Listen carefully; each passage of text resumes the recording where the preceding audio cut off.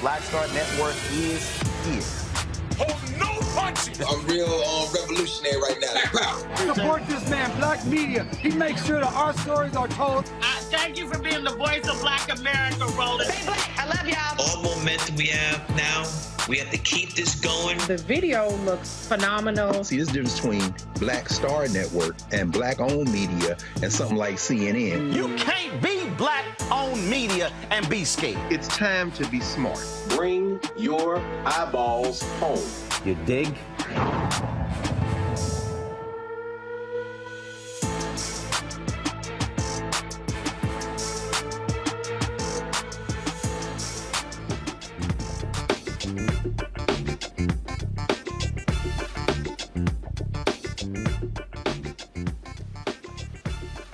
Today is Tuesday, November 11th. Today is Tuesday, November 7th, 2023. Coming up on Roland Martin Unfiltered, streaming live on the Black Star Network, live from Dallas, Texas. It is Election Day all across the country. Huge, huge races in Virginia, Kentucky, Mississippi, Pennsylvania, Houston, ballot initiatives here in Texas and other places. We're going to talk about the ramifications of today's election. It does not get a lot of attention from national mainstream media, but we have been focusing on this because it could mean the difference between black power expanding or decreasing. And so we will talk with officials from the NAACP about what's happening in Mississippi. We'll talk to other people all across the country, including Virginia Delegate Don Scott, who, if the Democrats flip 3 seats, he will be the first black Speaker of the House from Virginia. Also, 5 Kansas women have filed a lawsuit against a cop for rape. They say that police officers have been terrorizing black women all throughout the Kansas City, Kansas area. And also in our marketplace segment, folks, we will talk about a game that could get your black card revoked. There's a whole lot of y'all. It's time to bring the funk on Roland Martin Unfiltered on the Black Star Network. Let's go. He's got it. Whatever the piss, he's on it. Whatever it is, he's got the scoop, the fact, the find. And when it breaks, he's right on time and it's rolling. Best believe he's knowing. Putting it down from sports to news to politics. With entertainment just for kicks, he's rolling.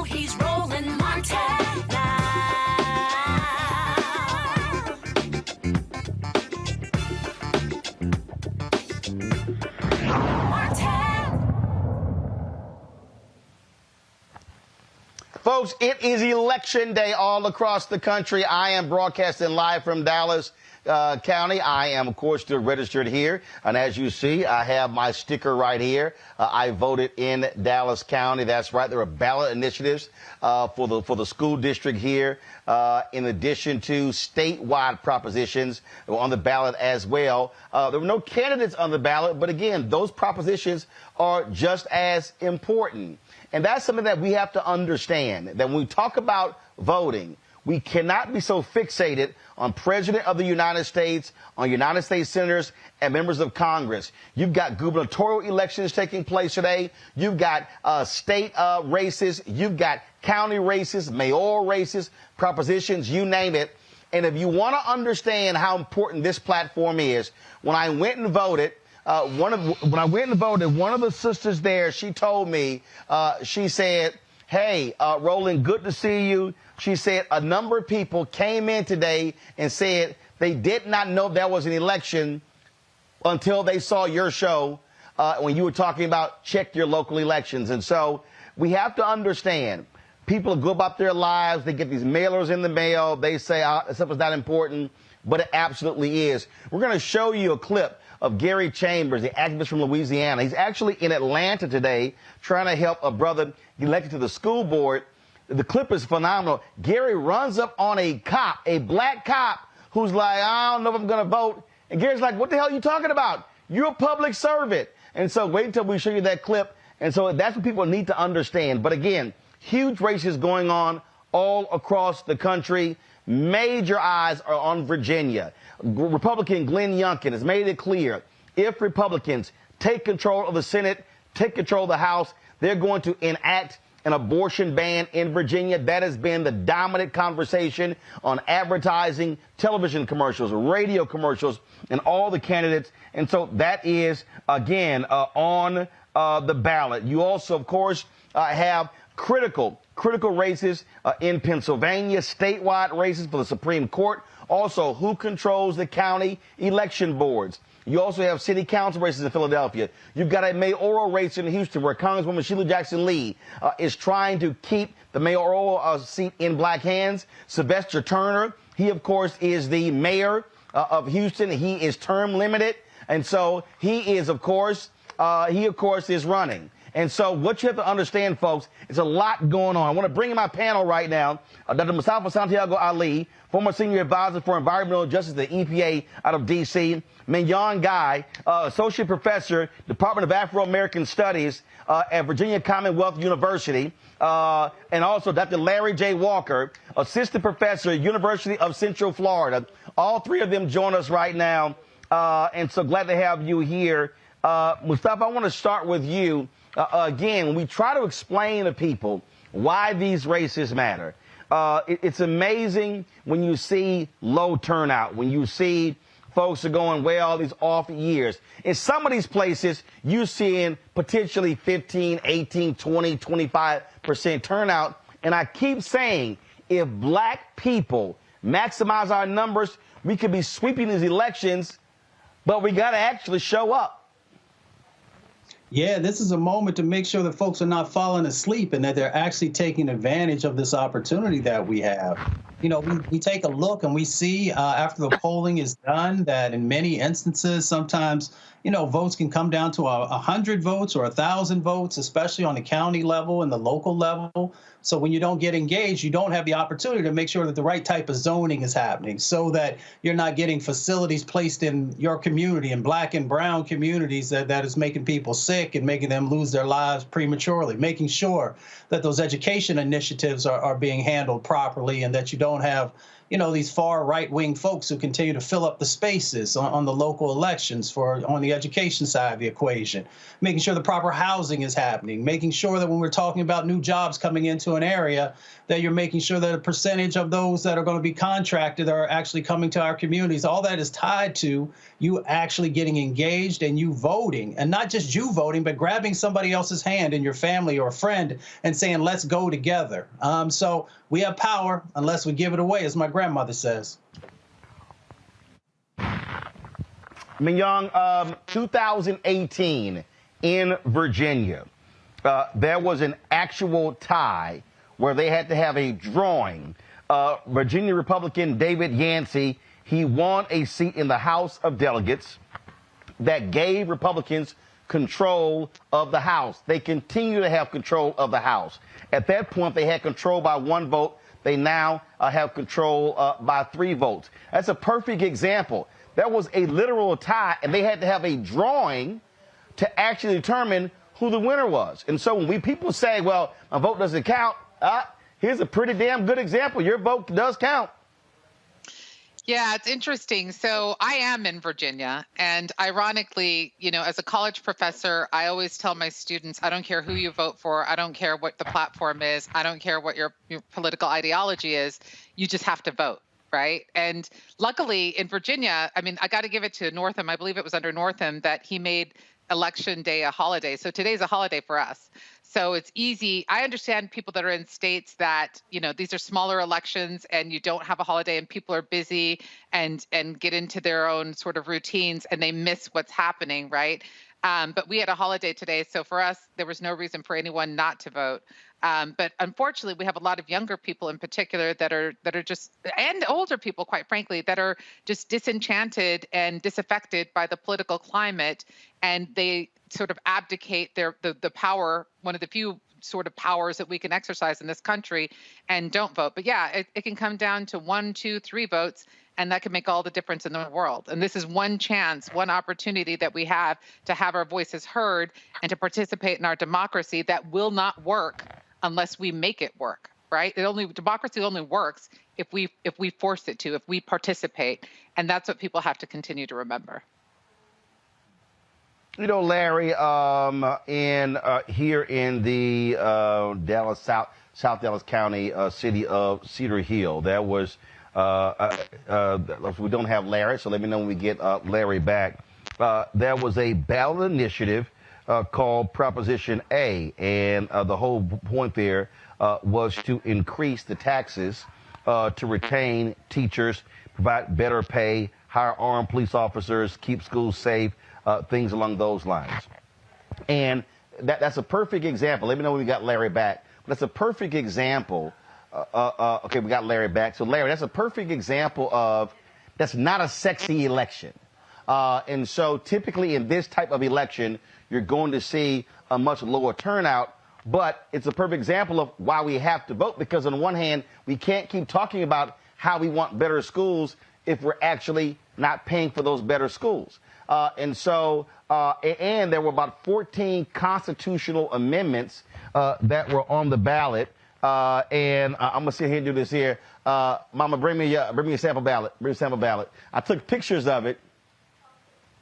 And I'm going to talk about this in a minute, I'm going to read for y'all what we're talking about here. And so I know about my next guest, Don Scott, Delegate Don Scott of Virginia, knows what I'm talking about, because, again, he's on the ballot today. Many other folks are on the ballot today. But, Don, this is a perfect example, you're from Texas as well, of how these propositions ain't sexy, but they matter when it comes to governance. Absolutely. They're a big part of what happens in government, how we deal. If you look at the Ohio proposition, whether abortion will be enshrined in the Constitution, we did casino referendums here. We've done marijuana referendums here, legalizing marijuana referendums here. It's very important. And I think I was just listening to your guest. We have to be able to have a strategy, a long-term strategy beyond this one election, because the young African-American voters are not turning out anymore. They're losing faith in this system. They don't feel like they have a stake in it, or they are just they just don't care. And I talked to some today, and I had to get them out to vote, and they care about issues, but they don't think that politics makes a difference. They don't understand how impactful it is. And once I explained to them that Virginia has a $170 billion biannual budget, and that we're spending money without them having a say, they stepped back again, and then they thought about how many minority vendors get some of those contracts that Virginia issues out. And then they stepped back again, and I just started trying to let them understand. They listen to a lot of hip hop, and in hip hop, they talk about the bag a lot. I say, y'all basically saying you don't want the bag. And I'm trying to get them to understand that doing politics is where we divvy up the bag. And they need to understand that and get involved and get engaged. And I'm hopeful that we will continue this conversation in the African-American community here in Virginia and everywhere to make sure that we're engaging our voters. We can't take them for granted anymore. They are too valuable. And hopefully we'll all get there. And today we have a historic election, and I think we have an opportunity to take the majority and flip the House. So I'm excited about that. Now, I was on Twitter earlier. I was on Twitter earlier, and I saw a number of videos from William and Mary and a number of universities across the state that had a lot of folks in line. And the reality is we saw the exact same thing with young voters in 2022, some of these special elections, especially in Michigan, where abortion was on the ballot. We're seeing it in Ohio. And so the thing that, as you said, Don, the people have to understand, you can't complain about policy if you don't change the politicians. Absolutely. And I think at these universities where we have this fixed audience that we can get to easy, it's a little easier than when we're dispersing in communities. And I think we need to have a strategy for that. But I think that is going to make the difference. Some college students at some very important swing districts are going to come out today in Williamsburg and Blacksburg and Newport News here in Virginia, and they're going to make the day. They're going to let their voices be heard. I think abortion is on the ballot. That's a huge issue for young people, men and women. They want bodily autonomy. They look at making intimate decisions about your own body body as being a fundamental freedom. And I think for the last 50 years it had been until Roe was overturned. And I think people don't want any restriction from Richmond politicians. And I think that is going to play a huge role in the day and whether or not we flip the House. Polls been open since 6 a.m. in Virginia. I'm sure you have been getting reports all around the state. Your polls are still open for a little bit longer, correct? 45 minutes, 45 more minutes. That's why I'm trying to get off here so I can go out there and go back and do those things that I need to do. But I wanted to be on your show because I know you have your finger on the pulse of our community. And we just want to thank you for all the work that you've done in just letting voters know how important these elections are. And as we continue to move out, but yeah, I'm going back out to some polls now, and then I'm here in Portsmouth where I live, and then I'm here out and what we can bring in the ballot. Thank y'all, and stay funky. All right. Well, hopefully we'll have you on tomorrow, and you'll be the speaker designee if y'all pick up 3 of those seats. Delegate Don Scott, we appreciate it. Thanks a lot. Thank you. Thank you. Y'all have a great night. I'm going to go to a quick break. When we come back, we're going to keep talking about, again, the power of voting. And I'm just going to show you when we come back again, again, this was a sample ballot of the various propositions that were on the ballot here in Texas. And again, it's one of those things. It ain't sexy, but it has a direct impact on many of our people. You're watching Roland Martin Unfiltered right here on the Black Star Network. It is Election Day in America, where black votes matter. Back in a moment. Hatred on the streets, a horrific scene, a white nationalist rally that descended into deadly violence. White people are losing their damn minds. An angry pro-Trump mob storms the U.S. Capitol. We've seen We're about to see the rise of what I call white minority resistance.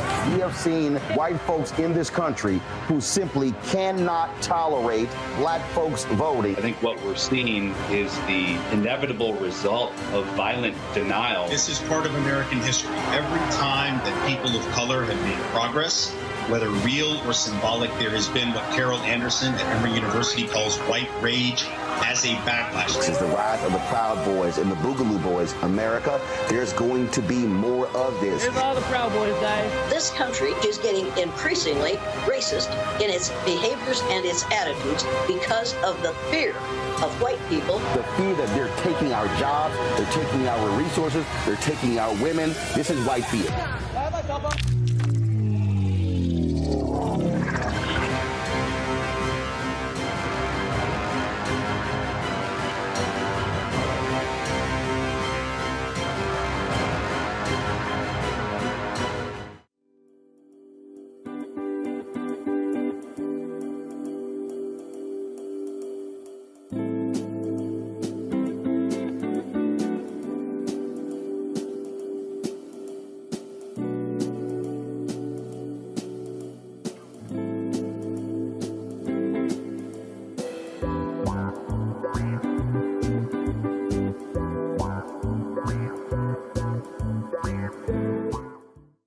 Hello, I'm Paula J. Parker. Truly proud on the Proud Family. I am Tommy Davidson. I play Oscar on Proud Family, Louder and Proud. Hi, I'm Jo Marie Payton, voice of Sugar Mama on Disney's Louder and Prouder, Disney Plus. And I'm with Roland Martin on Unfiltered.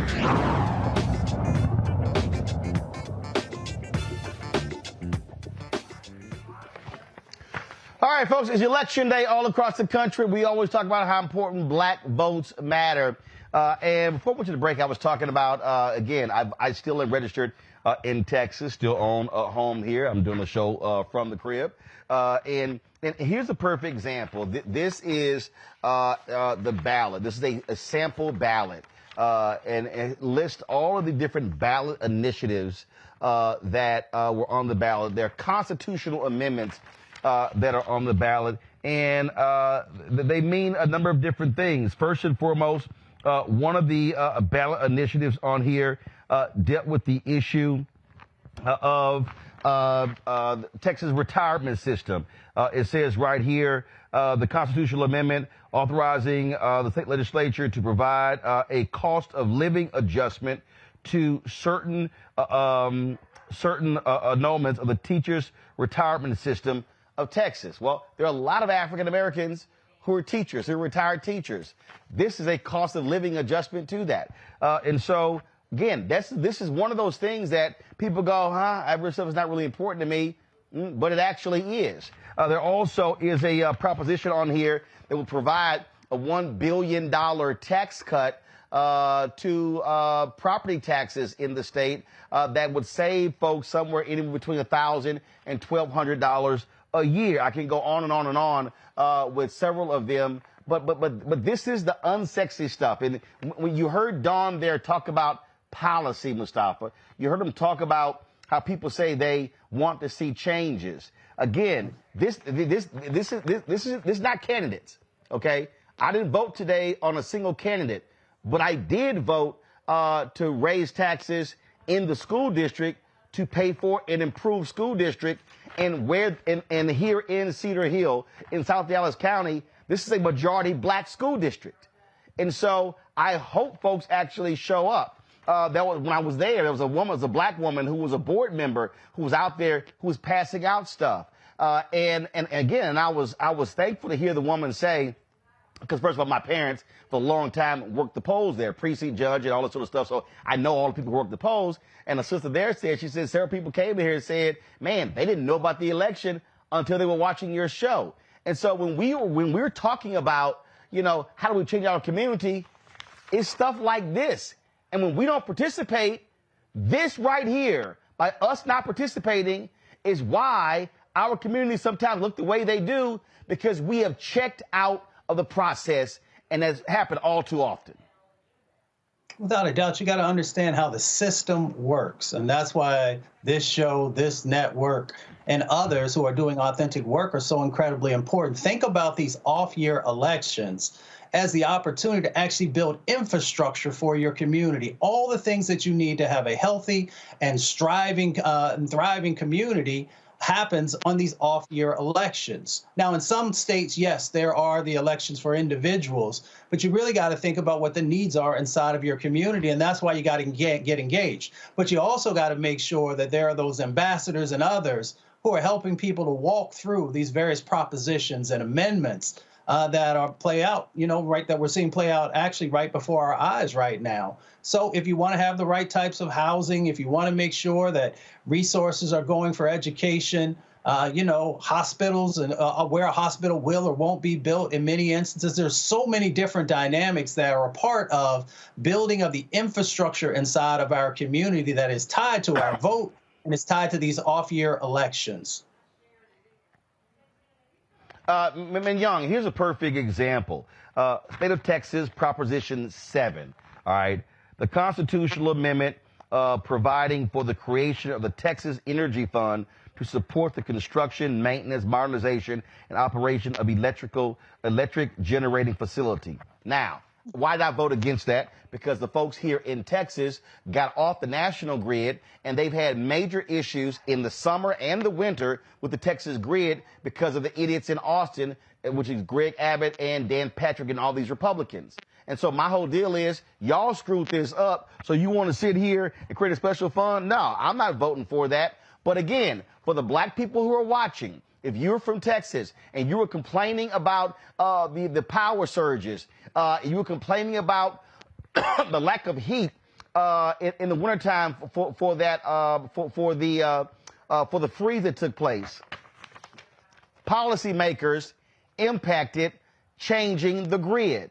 And so it's not sexy stuff, but I guarantee you, when you freezing your ass off in the winter or you sweating your ass off in the summer, you sitting here going, man, somebody got to fix this.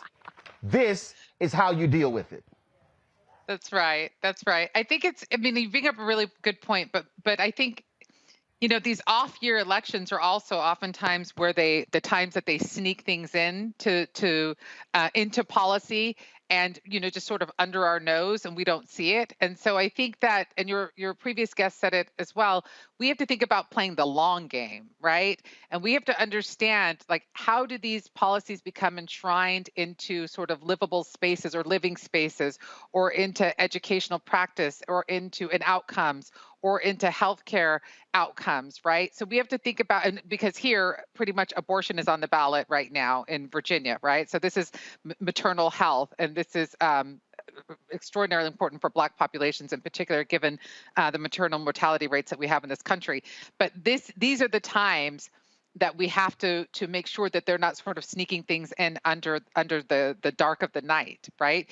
And one of the things that we don't think about oftentimes is that when we abdicate our responsibility and our privilege, actually, the luxury and privilege that we have to vote that other people fought for and died for, then we have to think very long and hard about what it is, how we are contributing to the betterment of our country or of our own, even if we're only focusing on Black folks, right? How are we improving, or how are we contributing to the advancement of Black people when we sort of withdraw and we don't engage the way that we're supposed to? This is the things that we have to think about. Half the students that, I have several students that were protesting last week the invasion of Israel into Gaza, right? And one of them I texted tonight because I was talking to him, and he was sending me all of his videos of protesting and how he's down with the cause and down with the cause. And I said, "Did you vote?" And he's like, nah, not yet. I didn't vote yet. And I said, "Well, what are you doing out there in the streets, yelling and screaming, but you're not going to do anything at the ballot box? You got to do both." Right? We have to do both of them. And I just think that that's what our young people need to understand. The other thing that, as I was listening to you, because my family has a tendency to do this funny thing where they'll just call me and they'll say, "What should I vote for?" And I'm like, "You need to vote for what you read and understand. You need to read and understand your ballot first, and then call me and we'll talk it through." And we talk it through as a family, right? We'll say, "Okay, what are the pros? What are the cons?" Because people don't always have time to do these things. But this is what we do in our family, right? And this is what other families can do as well. We can make it sort of a family affair where we're all like, we're looking out for ourselves. We're going to try to make sure that we improve our living conditions, our well-being, and that of our community as well. And perhaps if some people are thinking these ballots are so long, because oftentimes they really are long, oftentimes they write initiatives, sort of in this reverse language, whereby you think you're voting for one thing and you're voting for something else, and it can be overwhelming. But that's when you bring in your community, and that's when you talk it through, and then that's how we have a strategy of working forward and moving forward together, and that's how we play the long game. Candace Matthews, she's statewide vice chair, Texas Coalition of Black Democrats, president of Harris County's Accountability, joining us from Houston. There's a mayoral race there. A lot of eyes on there. State Senator John Whitmire of Houston, Congresswoman Sheila Jackson Lee. They're the two front runners. There are a number of people who are running for that. And here's a perfect example. How do you continue to maintain Black power? You've finally had the second Black mayor in Houston, Sylvester Turner, highly successful, 8 years, term limited, can't run. Whitmire sitting on a $15 million war chest, been dwarfing his opponents. So there's a battle to really try to get Jackson Lee into a runoff with Whitmire. Has this gotten the attention of Black Houston?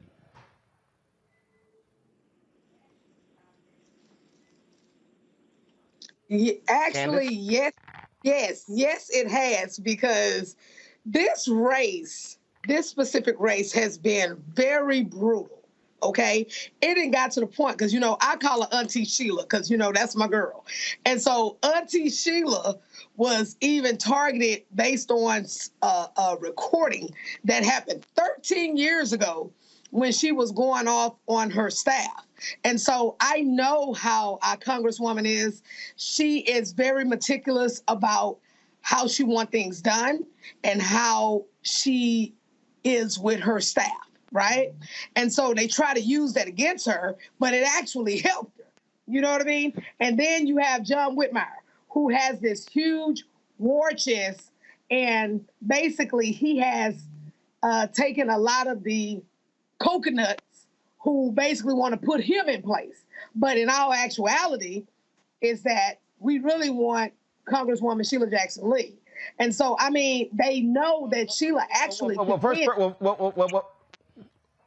actually, also let me explain this here. So Houston has a nonpartisan mayoral race. But the reality is it has gotten parts in the last several different races. You have mostly Republicans who are supporting Whitmire.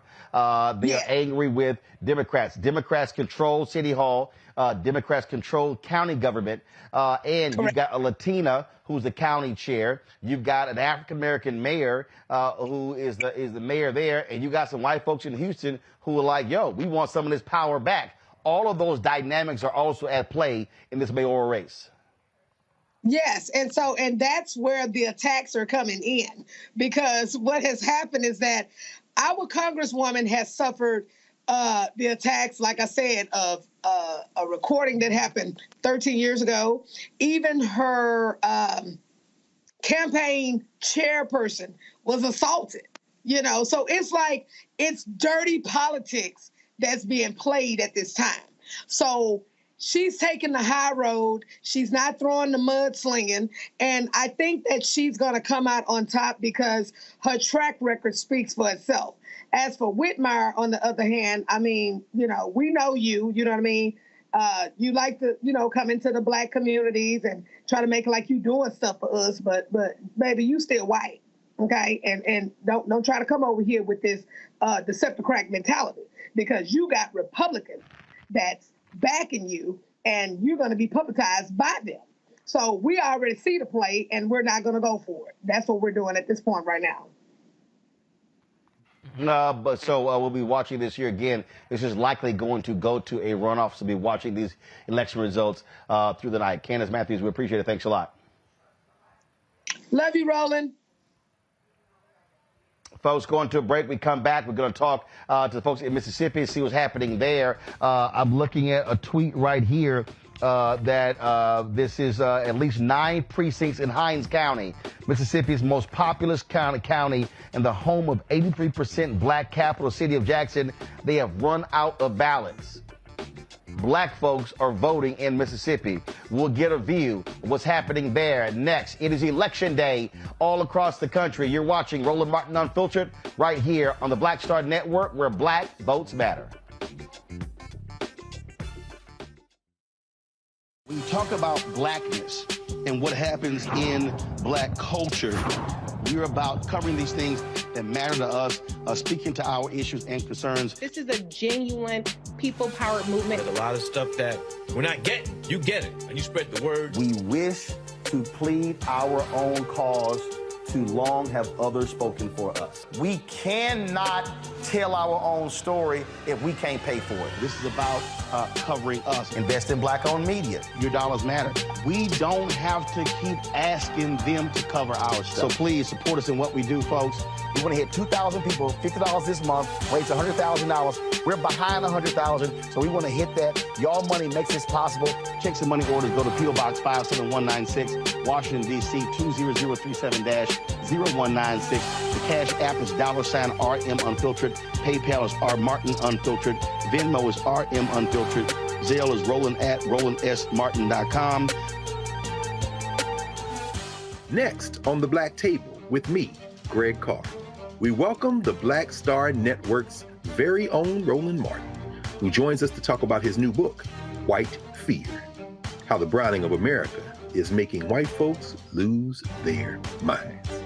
The book explains so much about what we're going through in this country right now, and how, as white people head toward becoming a racial minority, it's going to get, well, let's just say, even more interesting. We are going to see more violence. We're going to see more vitriol, because as each day passes, it is a nail in that coffin. The one and only Roland Martin on the next Black Table, right here on the Black Star Network. My name is Lena Charles, and I'm from Opelousas, Louisiana. Yes, that is Zydeco capital of the world. My name is Margaret Chappelle. I'm from Dallas, Texas, representing the Urban Trivia Game. It's me, Sherry Shepard, and you know what you watch. Roland Martin on Unfiltered.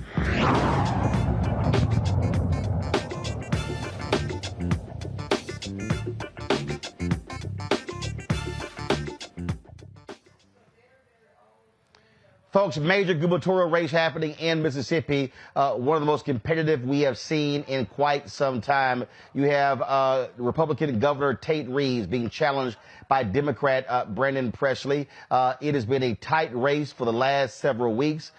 Presley has been campaigning all across the state. Unlike in 2019, he made a very concerted effort to target black voters. Charles Taylor, Executive Director of the Mississippi State Conference, the NAACP, he joins us right now. Charles, what type of effort, what has been the plan for the NAACP when it comes to get out the vote in this crucial gubernatorial race?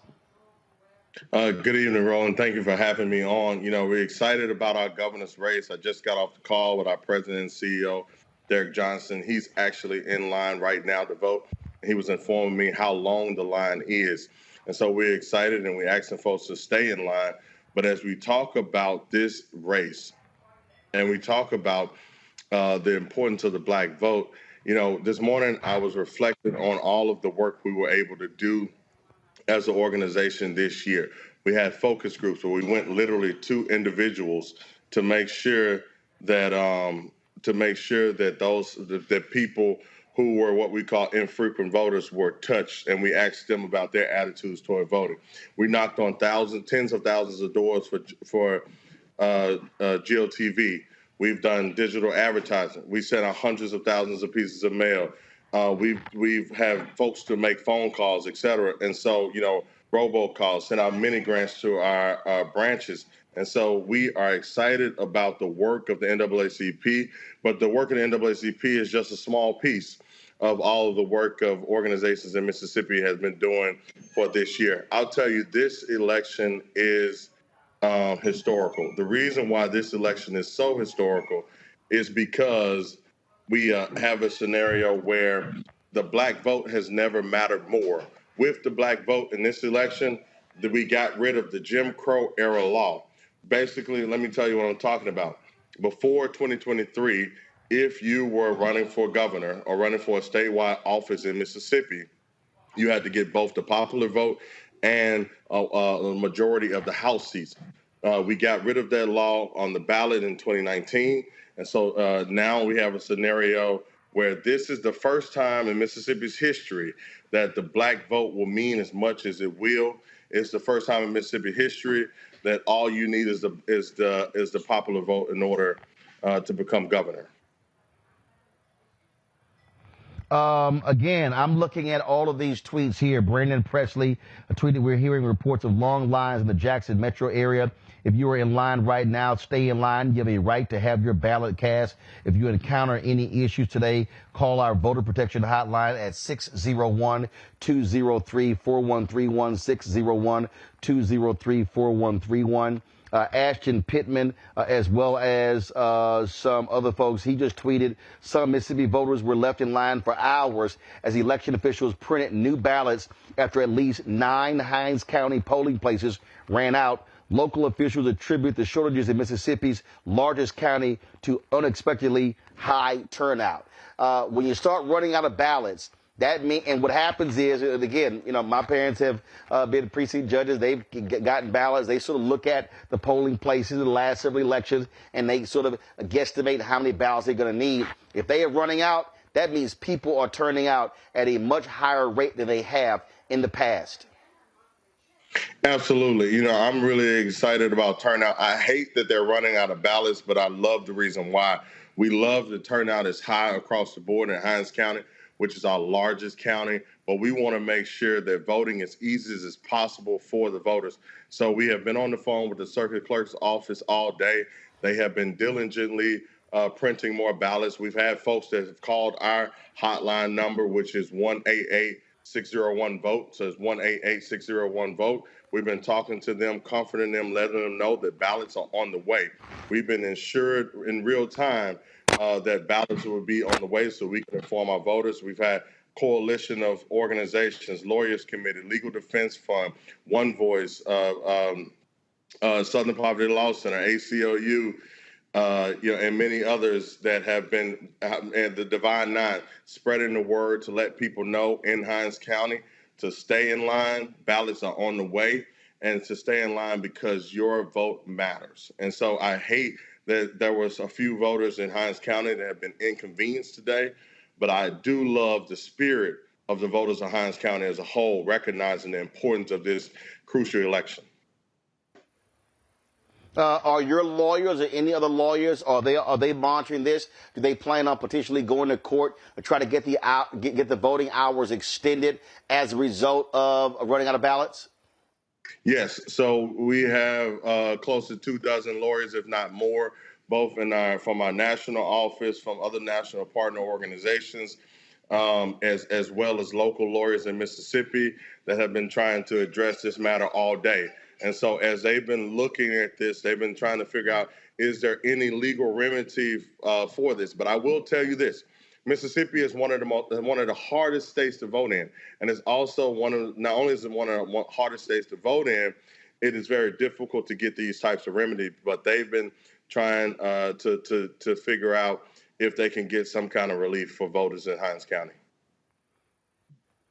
All right, then. We certainly appreciate it. Thank you so very much, Charles. No, thank you. We're going to try to reach we had, of course, the brother on who is the chairman of the Mississippi Democratic Party. Carol, let's try to reach out to him, even get him on the phone line. This right here is a quote that, again, it's one of those quotes that you don't mind seeing, Larry, although you do hate to see it. We were not prepared for this amazing turnout. Hinds County Democratic Executive Committee member Jason McCarty said today, calling the ballot shortages unacceptable. But this also is a perfect example of what I keep talking about.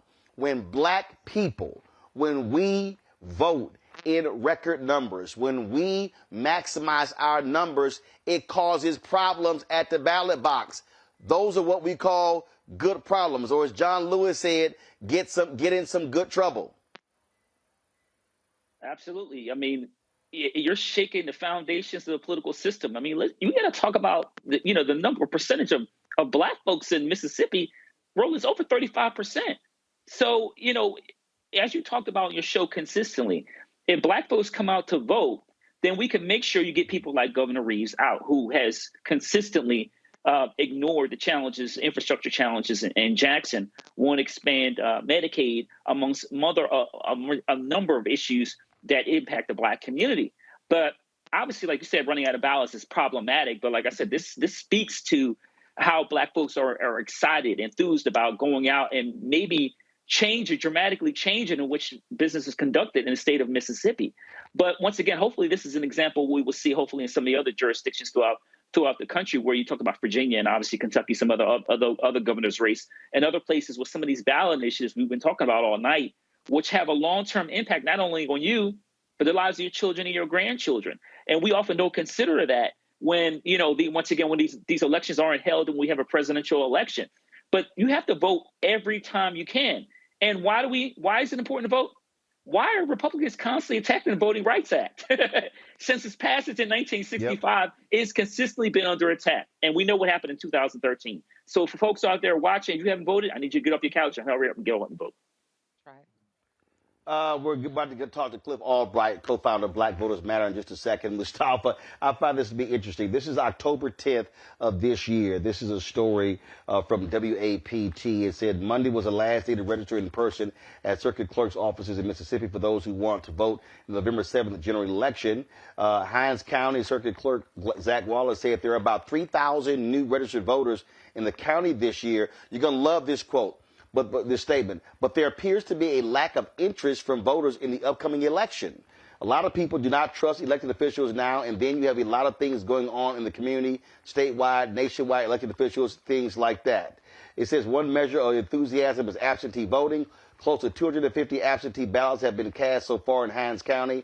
That number is low compared to previous similar elections, according to Wallace. Looked like something changed. Something most definitely changed. First of all, you don't have to get ready because you stay ready. So those who need that message, you know who you are.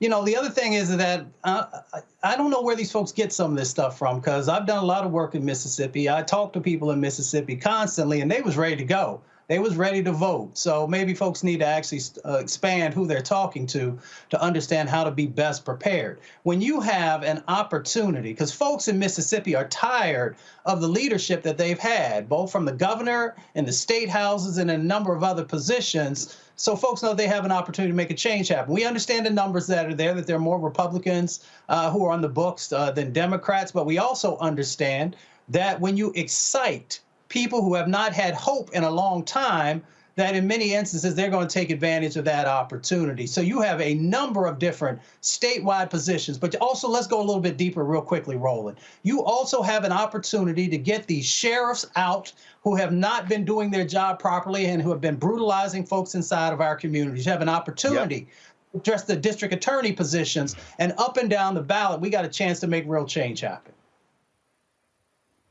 Cliff Albright, co-founder of Black Voters Matter, joins us right now. Cliff, I'm looking at a couple of things I find to be real interesting.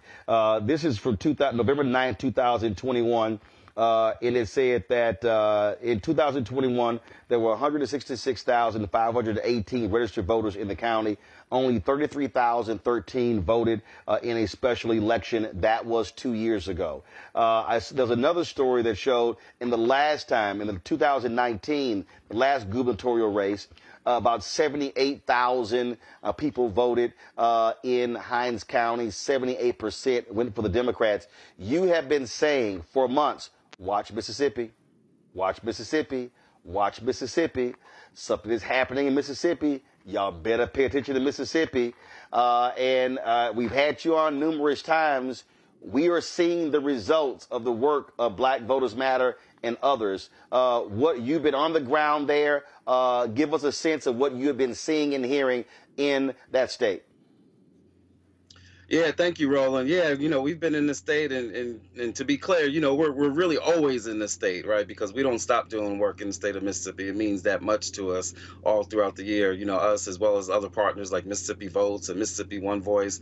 And so, but we've been here for our bus tour for a few days, for 3 days now. I've been here for a week. I packed up and came here for a week starting last week on Wednesday, and I've been to all parts. I've been in the Delta, I've been in Jackson, Hinds County, I've been over in the Gulf Coast, and everywhere we went, we've seen a lot of interest. We've seen a lot of enthusiasm. We've seen everybody knowing about the election, which sounds basic, but as you probably know, a lot of times in a lot of these odd number years and some of these elections, it's a battle just to get people to even know that the election is taking place. But there was wide scale awareness of the election, awareness of what was on the ballot, awareness of the issues, and people really excited about being able to go vote and get some change in this state, and people feeling like change was really possible this time, even in ways that people didn't necessarily feel it back in 2018 when Mike Espy was running for Senate. People were, kind of excited to be able to vote for a black man for Senate and have that possibility. But I think that there was even more of a understanding that black folks might be able to do something in the state that the state hasn't seen in a really long time. With that said, we've seen on the ground, we've seen polling places here in Hinds County that started off late, didn't have the machines or didn't have working machines early in the morning. We were at one place over in the Tougaloo community where they didn't have their polling machines working for like 2 hours, the first 2 hours of the day. We're also seeing other places that right now have run out of ballots. I'm hearing that it's like 9 precincts, again, in Hinds County, obviously where Jackson is, overwhelmingly black county, having run out of ballots, which again tells you that turnout is exceeding what their expectations were. Tells you that, but it also tells you that maybe there was some shortchanging of Hinds County in terms of the ballots that were. So there's action being taken right now. Some of our partners have their staff attorneys that are looking at filing, motions to get hours extended at these places that either started late or that have run out of ballots. As I listen to you, talk about those past elections, you have a hugely unpopular governor in Republican Tate Reeves. He has flat out ignored Jackson, Mississippi. They have treated Jackson, Mississippi with great disrespect. He has even said it's great when I don't have to spend any time in Jackson, Mississippi. And so he has fought Medicaid expansion. He all of a sudden now is trying to pay attention to the hospitals. But you also have a white Democrat in Brennan Presley who actually acted as if he cared about black people. The guy who ran 2019 basically ignored black people, and that's why he lost. This is a different. This is a guy who went to HBCU homecomings, who was on these campuses, who actually went to significant places. It's a perfect example that other white Democrats, white conservative Democrats, should learn from. You cannot win in the South if you ignore black people. You can have a shot if you activate black people. Yeah, you're exactly right, Roland. I mean, what we've seen here is that you've got the convergences of those two issues, right? A very unpopular governor. You know, a lot of people, when we stopped them in cars and at intersections, you know, even as we were texting the people, even when we were texting on our nonprofit, you know, nonpartisan side and just reminding people to go vote, a lot of the responses we were getting, yeah, I'm going and I'm bringing a lot of people because Tate got to go, right? And so, so you've had that. But to your point, you've also had somebody who had two things going for him. One, that he was reaching out to, that he did have black folks that were speaking higher of him, that were in relationship with him for years, not like just recently, right? That, like you said, was going to black communities, HBCUs, you know, all of the places that you've got to go to. And so was actively trying to communicate with the black community. But the other thing is this, because it doesn't mean a heck of a lot if you communicate with us, but you ain't got nothing to say. He actually had something to say. He was talking about consistently, and this is really what first caught my attention 6 months ago when I first started warning people and telling people something's happening in Mississippi, because he was talking about Medicaid expansion. He was talking about the hospital system that's falling apart. That's an issue that hurts black folks very much, right? Especially in the Delta, where you have rural hospitals closing. But it doesn't just affect us. It also affects other folks too, white folks that were like, you know what, I do want some health care, right? And so he was talking about that. He was talking about the grocery tax. Again, Mississippi, the highest grocery tax in the country, right? The most regressive of regressive taxes, not just the sales tax, but taxing food and groceries. Mississippi has the highest rate in the country in one of the poorest states. So he was talking about issues of substance, issues of corruption, right? Brett Favre and the corruption with the TANF, giving away the TANF funding to Brett Favre to build a volleyball court for his daughter. And so talking about issues that impact our community. So you gotta try to talk to us, and you also gotta have something to talk about, and that's part of what's I believe is part of what's making the difference here. Indeed, I know. Look, y'all are busy workers, so we're gonna let you go because I'm sure folks are calling y'all phones trying to get some help. Let's try to make sure that as many of our folks can vote as possible. Polls should be closing fairly soon, and so we'll be watching out for this vote count tonight. Cliff Albright, Black Voters Matter. We appreciate it. Thanks a lot. We got an hour left. If you know somebody in Mississippi, y'all call them up, call them, text them, do something, send them a photo, do something and tell them they got to go vote. We got a little bit over an hour left right here in Mississippi. Thank you, Roland.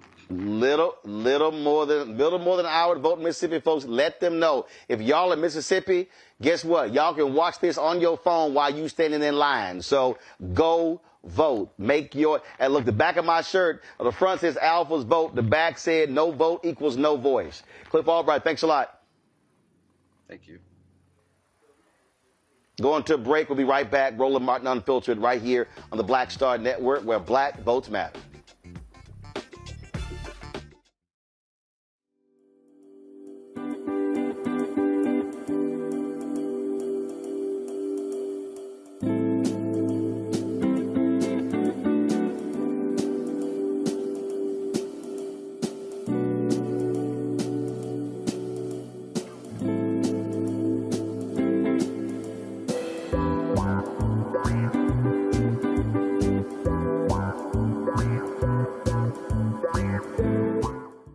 Dr. Jackie Hood Martin, and I have a question for you. Ever feel as if your life is teetering and the weight and pressure of the world is consistently on your shoulders? Well, let me tell you, living a balanced life isn't easy. Join me each Tuesday on Black Star Network for A Balanced Life with Dr. Jackie. We'll laugh together, cry together, pull ourselves together, and cheer each other on. So join me for new shows each Tuesday on Black Star Network, A Balanced Life with Dr. Jackie.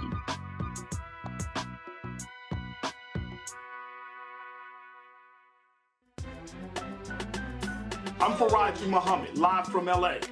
And this is The Culture. The Culture is a two-way conversation. You and me. We talk about the stories, politics, the good, the bad, and the downright ugly. So join our community every day at 3 p.m. Eastern and let your voice be heard. Hey, we're all in this together. So let's talk about it and see what kind of trouble we can get into. It's The Culture, weekdays at 3, only on the Black Star Network.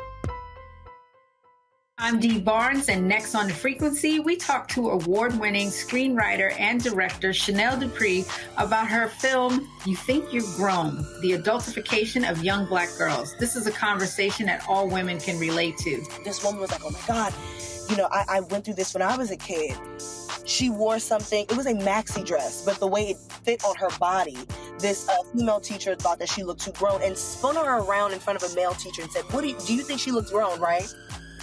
Oh my God. So that's next time on The Frequency on the Black Star Network. Hey, it's John Murray, the executive producer of the new Sherry Shepherd Talk Show. And you're watching Roland Martin Unfiltered.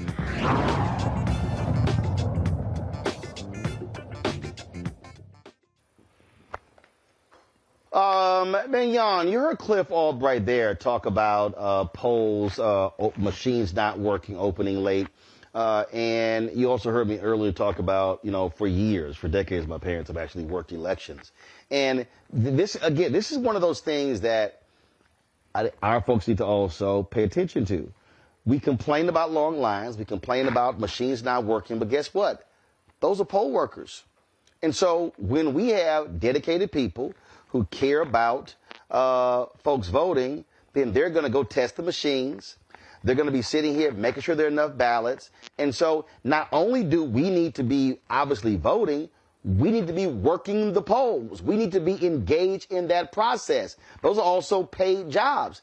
And so I can't implore people enough. And when you go to these polling locations, it's typically older folks who are there. They're in their 60s and 70s and 80s. But there's no age minimum where you got to be at least 60 years old to work a poll. This is another way for our people to be engaged in the political process to help our people. That's right. That's right. And it's a way of protecting our vote, right?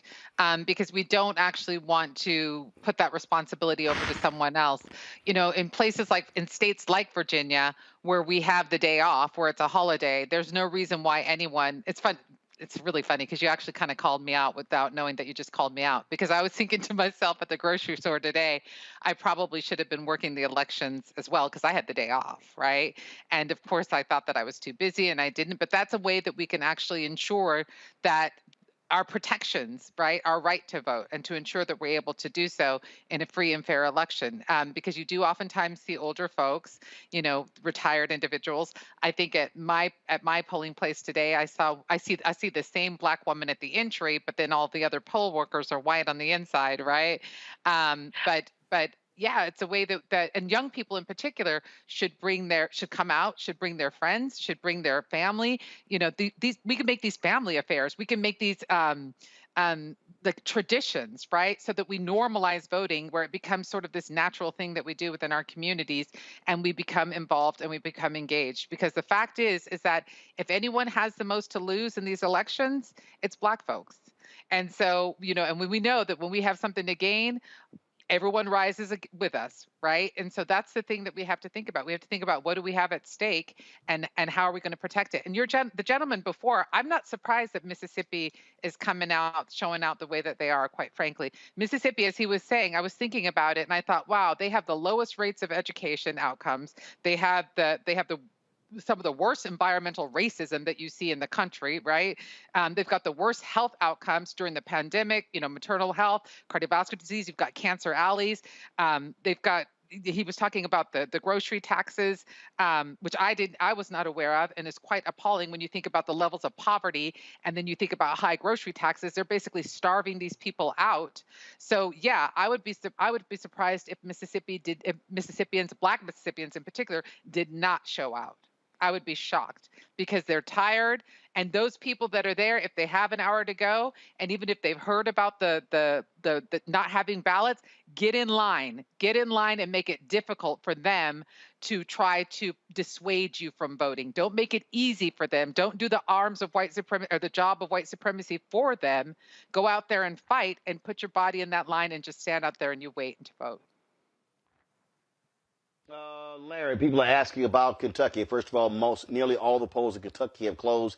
Now the voting begins to count. I did see a particular tweet. Give me 1 second. Give me 1 second here, where somebody referenced what was happening in Kentucky. And it looks like, according to one particular analysis, Daniel Cameron was running behind some of the other Republicans elected statewide. So it looks like, matter of fact, Daniel Nachanian, his editor-in-chief and founder of Bolts Mag, they do great job breaking down a lot of these local elections. He tweeted 30 minutes ago, here's what we see so far in each of the roughly 5 Kentucky counties that have some early results. Daniel Cameron is trailing the other GOP statewide candidates for Attorney General and Secretary of State by a net 30 to 35 points. That's large, though, yes, the other Republicans are expected to win big. It's too early to compare a county's results to what happened 4 years ago, since the early voting situation is entirely different. And so what you have in Kentucky, Larry, is a Democratic governor in a red state. Andy Beshear is the governor. He's seeking re-election. Daniel Cameron is trying to become the governor. And so it's very interesting how in Kentucky he won by 5,000 votes last time, and it's probably going to be a squeaker this time. Reminds me of John Bell Edwards in Louisiana 4 years ago, winning by 30,000 votes in a runoff where the right candidate has the right message to appeal to those red voters. And so they could very well, this is early results, but they could very well be turning back the Republican candidate, Daniel Cameron, for governor, but picking Republicans in other statewide races. Yeah, and Cameron also got exposed on the debate, didn't as someone who doesn't tell the truth, who can't answer a question. I think that was a terrible moment for him in his campaign. But also, this is really fitting justice in terms of, there are a lot of Black folks who, not only in the state of Kentucky, but nationally in terms of Breonna Taylor case, in terms of, some of the hijinks they believe were involved in that particular case.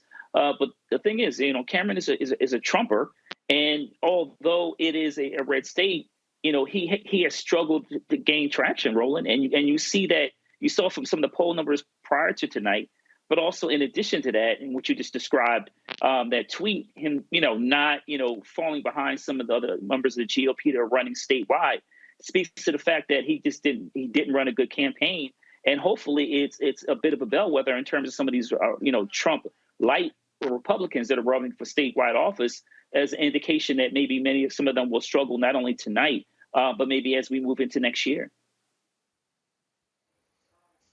I just think that, when we look at these races, and we talk about this over and over and over again, and I can't stress it enough, Mustafa, we've seen the examples. I mentioned earlier the race in Virginia in 2018 that came down to, frankly, a coin flip, or really the name been pulling out of a hat. Sherry Beasley, running for Chief Justice of the State Supreme Court of North Carolina, loses by 401 votes. When Sabrina Fulton, the mother of Trayvon Martin, ran for commissioner there in Miami-Dade, she lost in her primary by less than 500 votes.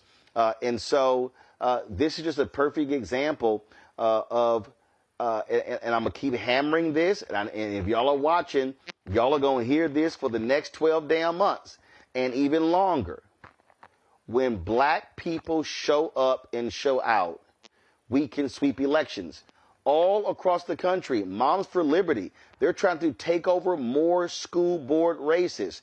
I am hopeful, Mustafa, that black people and others are pushing these people back and showing up, because they could, again, and be taking over these school boards. And we've already seen when they take over North Carolina, South Carolina, first thing they do is fire superintendents, fire teachers, change the curriculum, get rid of books.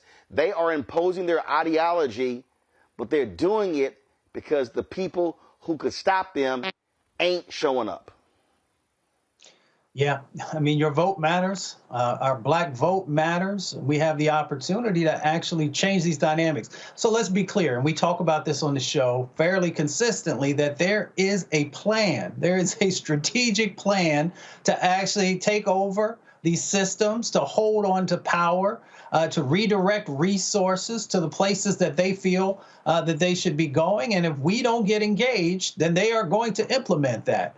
But the beauty of the moment is that your vote literally does have power to make change happen, to stop the progress that these folks have been making, to make sure that your children or your grandchildren are going to have a better future. There's going to be a more equitable future, that they're going to be able to do all the things that you work so hard to make sure that they would be able to do. But it is all tied up in our vote.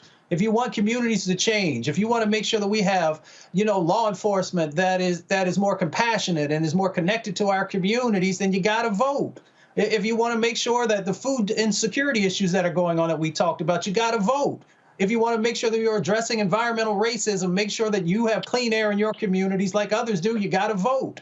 So there's so much power for us to actually make sure that we are changing the dynamics that we're seeing in certain parts of our country and moving us toward that North Star, which all of us should be focused on, which is justice. Hold tight 1 second. I got to go to a break. We come back. More election 2023. Polls are closing in some places. They're still open for the next hour in Mississippi. We will give you some information that as we are getting it as it comes in. Also, I'm going to show you a video when we come back of activist Gary Chambers. He's in Atlanta helping a friend out get elected to the school board. Where did you see I show you how he charged up a brother who's a cop who was iffy about voting? You're watching Roland Martin Unfiltered on the Black Star Network. Don't forget to support us in what we do, folks. Ain't nobody else out there doing what we do, folks. I'm telling you that right now. There's no black-owned media outlet that can even come close to what we do here, the Black Star Network, with this show 2 hours a day, for Roger Muhammad's show 2 hours a day. We've got several other shows that are weekly shows. Deborah Owens, Jackie Hood Martin, Greg Carr. You got Dee Barnes. You got Rolling with Roland, Stephanie Humphreys with the Pivot as well. With the live events that we cover as well. Nobody else does what we do. But your support is critical for us to continue to do what we do. And so please, join our Bring the Fuck fan club. Send your chicken money order. P.O. Box 57196, Washington, D.C. 20037-0196. Cash App, $RM Unfiltered. PayPal, R Martin Unfiltered. Venmo is RM Unfiltered. Zelle, Roland at RolandSMartin.com. Roland at RolandMartinUnfiltered.com. And be sure to get a copy of my book, White Fear, The Browning of Americans Making White Folks Lose Their Minds, available at bookstores nationwide. Get the audio version on Audible. Yep, I read it. We'll be right back.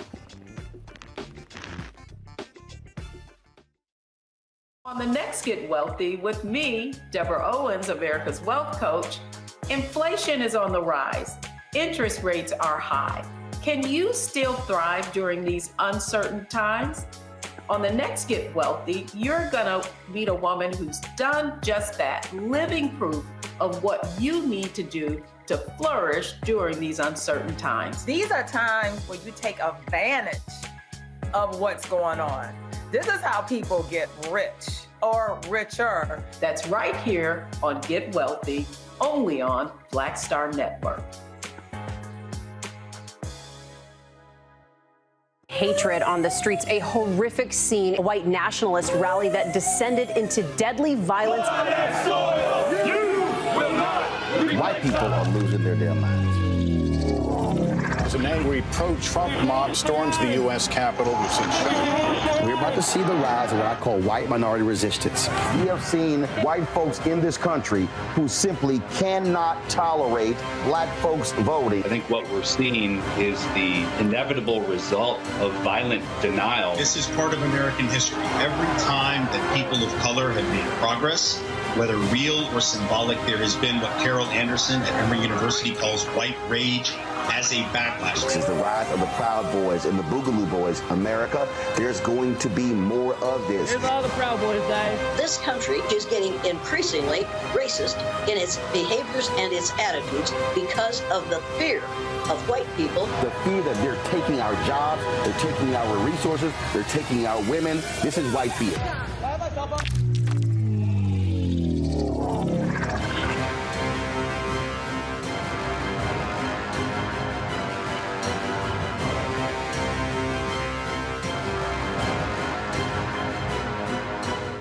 Sherry Shepard with Sammy Roman. I'm Dr. Robin B., pharmacist and fitness coach, and you're watching Roland Martin Unfiltered.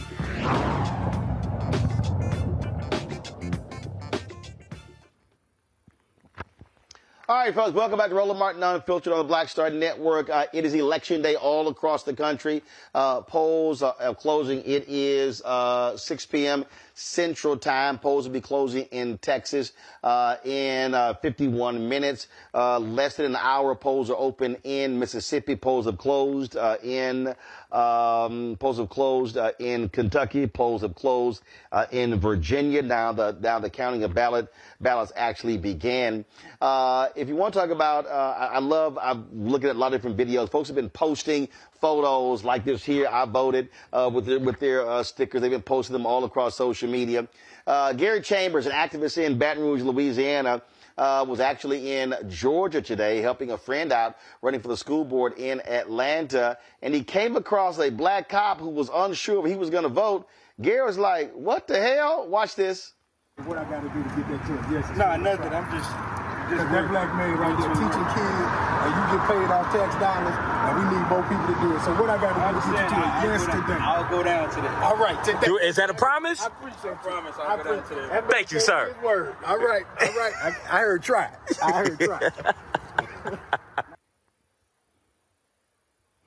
What I found to be hilarious there, Mignon, is Gary was like, dude, you are a public servant.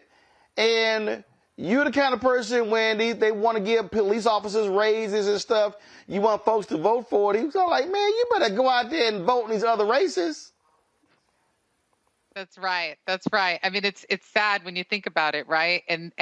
But it's actually indicative of a larger problem within the broader society. When the public servants that have direct implication, where these elections have direct implications for their retirement, for their raises, for all of that, and they don't engage, right? And so you have to wonder, what is it in society that's happening that these people have become so disaffected or feeling so powerless that they decide that they just don't want to vote? But this election, I don't know how you find Twitter, because I was trying to find the things you're finding on Twitter. I can't even read Twitter anymore. So I'm getting excited.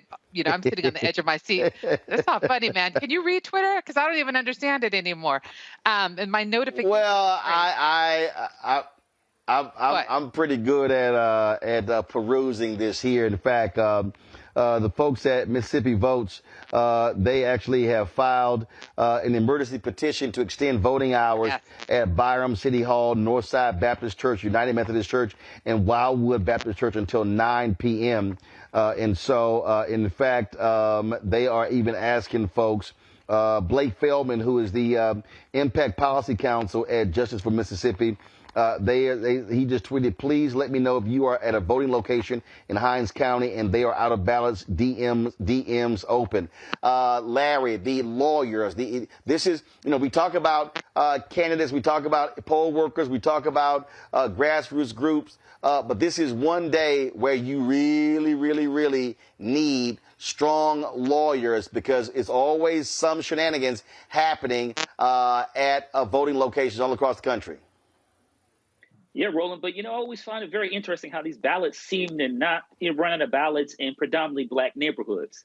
But this has only happened for generations. Let's be clear. But your point about having the attorneys on call, ready to go, is important because, Roland, guess what? The opposition is planning months in advance to make sure they have enough lawyers to cause as much hijinks as possible. So you're right. Leave it up to the lawyers when it's the NAACP Legal Defense Fund, Black Voters Matter, et cetera. Leave it up to those who understand state and federal laws to come in and make the case to a judge, et cetera, to get some of these hours extended.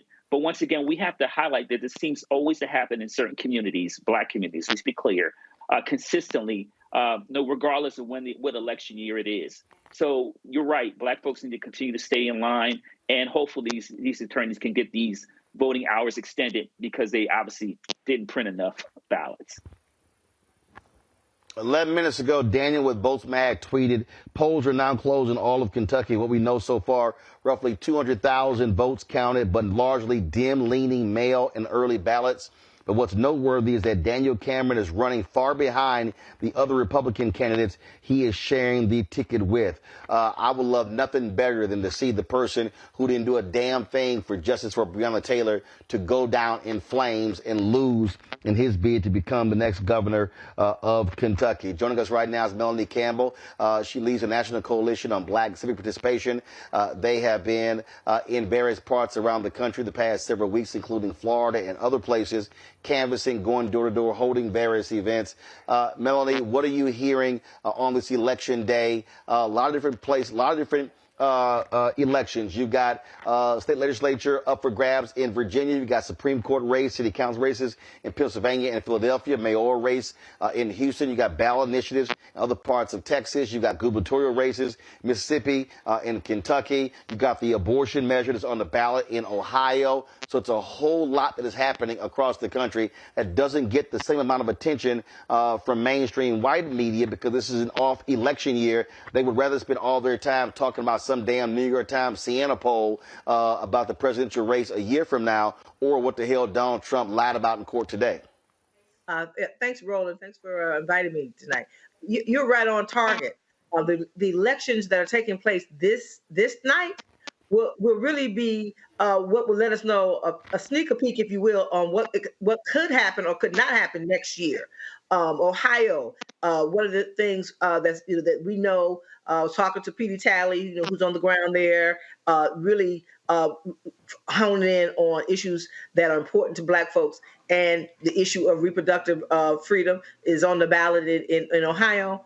So they've really been working hard, and she was telling me, folks were turning out. Now, will it be record turnout? I doubt it, right? But because I don't think there were enough resources put out here, quite frankly, for that to take place.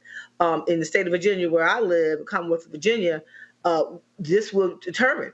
It took 25 years for the Democrats to take the House and the Senate in the state legislature. And in one election, they lost it, right? So it's going to be really interesting to see kind of how this race sets the tone. Virginia is a battleground state. Ohio is a battleground state. One of the things that I know you talked about it, and I know Tamika is on the ground, Tamika Mallory and Until Freedom have been on the ground. And I think the Kentucky race is going to be really, really interesting because it's going to let us know where folks are when it comes to what happened or did not happen with Breonna Taylor. I really feel like this will set the tone about where we are when it comes to criminal justice reform in this country. So I think issues are what's on the ballot, the candidates that can match to that. I think it's going to be important. And then when we get ready for 2024, it's really going to be about what's on that ballot and what's at stake. And if people can connect that, then they can look at the candidate. So I'm really, really looking to go deep and dig in to see how this all plays out for us to be ready for 24. Let's go live right to the Andy Beshear election headquarters. So folks, give me a live look what's happening there. Again, the early results are coming in, and what they're showing is lots of split ticketing happening there in Kentucky.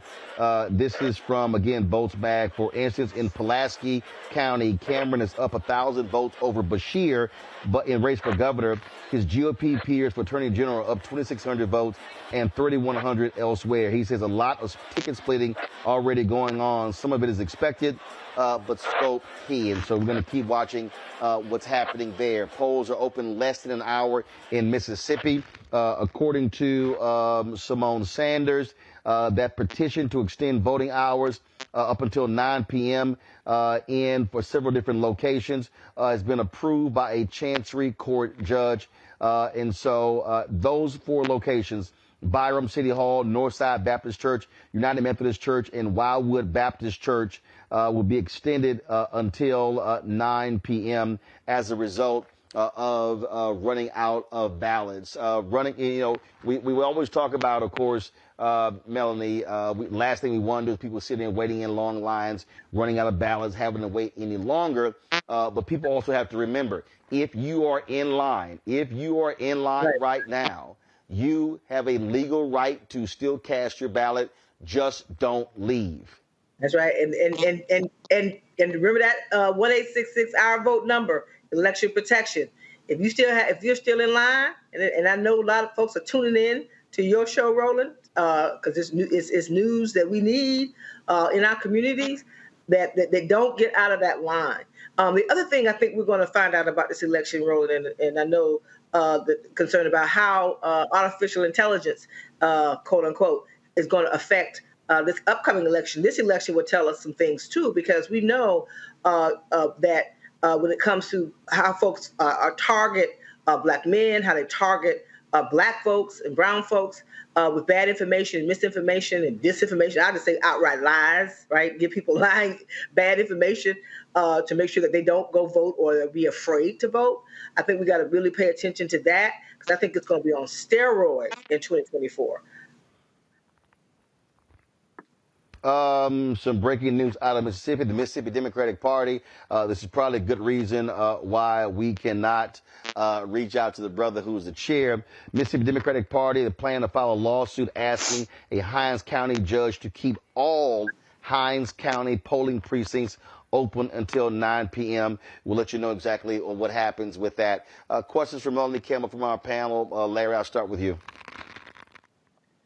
Yeah, we're talking about Mississippi and some of the hijinks there. I wonder, what are your thoughts about what this says about what we expect to see next year for the election? I think, of course, turnout is going to be an issue. I think we got, and Roland talks about this all the time, and what kind of resources were put on the ground. As we look at, we have to analyze where the resources are going and who's getting those resources to make sure that we have what we need. It's going to be a really tough election cycle, no doubt. And we're going to have a lot coming at us. And we have to start really, we started yesterday in Florida, right? Really trying to get folks to tune in. But I think the turnout, when we look at what and the issues, why did people show up? I think it's going to be really, really vital. And everything that I've been getting from being on the road is that people are pissed off with parties, but they still care about the issues that are of concern to them. And I think we're going to have to really do some good analysis about what it is or what didn't happen in order to make sure that we come together. And we have to work together. One of the concerns I have about this is that we have to come together across all kinds of our organizations so we can be more powerful as a collective force, because they're coming for us. And as Black women, we know our vote carries. And so that's another concern that I have. I'm optimistic, though, and some of the things that I'm hearing from folks on the ground, the organizations that I work with and some of our affiliates, even with the limited resources, people, I saw it in Florida, the young people are tuned in. They may be upset about certain things that are happening, on an international level, but when it came down to what I heard from young people on the ground, they are fired up. In Florida, we were all over the state for a whole month, and hearing that, and at the end of the day, it is about what's on that ballot and what the concerns are for our community, and that we know that we're under attack. And this is the moment. If ever there's a moment for us to come together, it's not about being monolithic. It's about being strategic. And I think we have to understand that we're in this kind of a fight now into 2024. Mustafa. Melanie, it's good to see you. Hey. Hey there. You know, we know that there's a small percentage. I want to make sure we put this in the proper context. There's a small percentage of Black men who are still trying to make a decision about who they're going to vote for, whether they are younger or older. How do we make sure that we have Black men showing up in the same numbers as we do sisters? I don't have the answer to that. What I do know is that we have to listen. What I do know is we have to provide platforms. There are a lot of more men that are starting to lead organizations that are focused on Black men. I think from the partisan side of candidates, if they're not engaging Black men now, like now, not when it's 5 days from the election, and hearing and listening to folks, because one of the things that I can say, if brothers want to learn from how we were able to organize ourselves, is when we decided that we were going to own that power and we were going to be unapologetic about it, but we also had to find ways to make sure that we were one voice at the most strategic times. And I think that's part of what needs to happen. We did a couple of listening sessions with Black men and Black women, because what you also is happening simultaneously is that there is an attempt to divide Black women and Black men and make us the targets of each other and not the targets of those who are trying to oppress us. And so that I think we have to be really, really careful about. One last thing on that. I was in the barbershop the other day in Virginia and talking to one of my folks, and he asked me, he told me, he said, I don't know if I can vote for that vice president. I said, really? Why is that? Right? And he said, well, I don't know. I just think, you just don't need a woman in the position. And I said, okay. So there are other countries that have had women running their country. So then he said to me, he said, well, that's a true point. I said, well, at the end of the day, you got to decide. And what is it about her, besides the fact that she's a woman, that makes you not want to? I said, and then he did an analogy that he said, the lioness can take down the lion. I said, yeah. So have a way you get there. And so by the time we got through talking, he had a different perspective because I just listened. I didn't judge him. I didn't say, why would you not do that? And just listen to the brother. And just say, by the time we got through, I felt like he was thinking a little bit differently because I just sat there and listened. It takes more work on the ground, neighborhood to neighborhood, community to community, barbershop to barbershop. But I also think men have to come together in a way that it's different for sisters than it is for brothers. And I know that, and help figure that out. So need you to help us figure that out. I got you. Mignon? So first of all, I have to tell you, thank you for your service, because the work that you're doing is tremendously important and tremendously it's just incredibly important. And the amount of patience that you practiced in these dialogues and conversations of listening to each other, all hats off to you, because I don't have that patience. But what I wanted to say to you, you brought up something that was really important, I thought, and it's something that came up in the last election, which was this notion of misinformation and disinformation in AI. And we know that there was all sorts of targeting of Black communities, sort of telling people that there were incidents of police brutality that hadn't really happened, and therefore, candidate X, Y, and Z was tied to it. So what are your thoughts about how we can better educate our communities on media literacy, right? On how to disentangle this misinformation and disinformation, because we live in these echo chambers now, and it's so difficult, right? We're just like all kind of like sitting ducks, and America's like the easiest place to sort of leverage these racist tropes and leverage these racist ideas to get us to push further back, because at some point you're like, I don't want to hear it, I don't want to engage, I don't want to be a part of this anymore, because you get pounded with it every single day. How do we educate our communities in order to help them have everyone better have basic media literacy and learning how to navigate all of this disinformation and misinformation?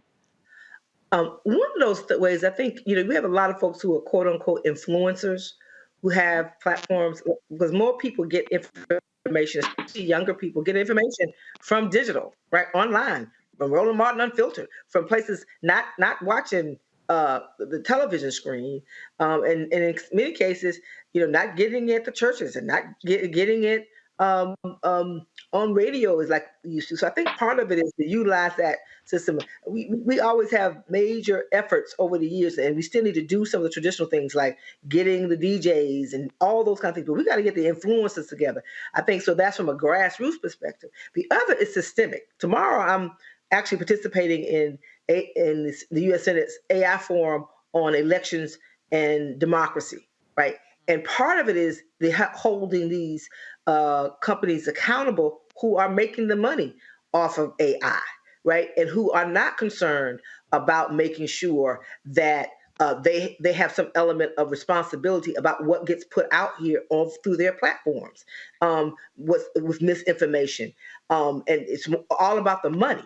And so there has to be some accountability for those who are making the money, that you have some element of social responsibility that must be done. What that looks like, obviously, there's going to have to be some federal legislation around it. You got states like Michigan who are trying to pass laws to deal with that, deal with the fact that, because some of this stuff is just like AI makes it on steroids, but like, robocalls, and how that has been targeted. Is nothing new about how they would take a Black person who's running for office and make them look menacing. So imagine how that's going to be done through AI. It's so much. Now you can take somebody's image and voice. So there's a lot. But at the end of the day, there's a company that's making money behind that. And we have to follow that money and hold people accountable as well. So I think it's grassroots, but it's also holding people accountable. I think it's funny that you said that, because one of the things that I thought about immediately was when you said legislation, right? Well, elections dictate legislation. They're connected to legislation, right? So if we want to protect ourselves and protect our information and protect our elections, especially dealing with this AI and how AI is so problematic when it comes to misidentifying Black people, right? We got to make sure that we vote. We got to vote. We got to vote the right people in that are willing to push the legislation forward to protect us in this aspect as well. Yeah, and I'm hoping younger people who are much more involved in this would also get involved in helping to fight that fight. Yeah. I think that's going to be important as well. All right, Melanie Campbell, we appreciate it. Thanks a lot. Thank you. Folks, it is 7:30 on the East Coast, 6:30 p.m. Central. Polls in Texas, especially in Houston. Mayoral race there, close in about 30 minutes. Voters in Dallas, you got 30 minutes to still vote because, of course, there are constitutional amendments that are on the ballot, other local races as well. Polls have closed in Virginia. They closed in Kentucky. They closed in Pennsylvania. Now we are waiting to see what the results are. We're going to continue tracking that and keep you updated. You're watching Roland Martin Unfiltered right here on the Black Star Network. I'm Dee Barnes, and next on The Frequency, we talk to award-winning screenwriter and director Chanel Dupree about her film, You Think You're Grown, the adultification of young Black girls. This is a conversation that all women can relate to. This woman was like, oh my God, I went through this when I was a kid. She wore something, it was a maxi dress, but the way it fit on her body, this female teacher thought that she looked too grown and spun her around in front of a male teacher and said, do you think she looks grown, right? Oh my God. So that's next time on The Frequency on the Black Star Network. Next on The Black Table with me, Greg Carr, we welcome the Black Star Network's very own Roland Martin, who joins us to talk about his new book, White Fear, how the browning of America is making white folks lose their minds. The book explains so much about what we're going through in this country right now, and how, as white people head toward becoming a racial minority, it's going to get, well, let's just say, even more interesting. We are going to see more violence. We're going to see more vitriol, because as each day passes, it is a nail in that coffin. The one and only Roland Martin on the next Black Table, right here on the Black Star Network. Hi, I'm Dr. Jackie Hood Martin, and I have a question for you. Ever feel as if your life is teetering and the weight and pressure of the world is consistently on your shoulders? Well, let me tell you, living a balanced life isn't easy. Join me each Tuesday on Black Star Network for A Balanced Life with Dr. Jackie.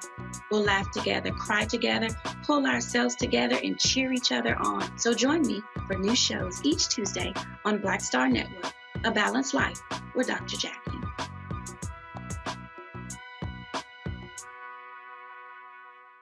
I am Tommy Davidson. I play Oscar on Proud Family, Louder and Prouder. Right now, I'm rolling with Roland Martin, unfiltered, uncut, unplugged, and undamn believable.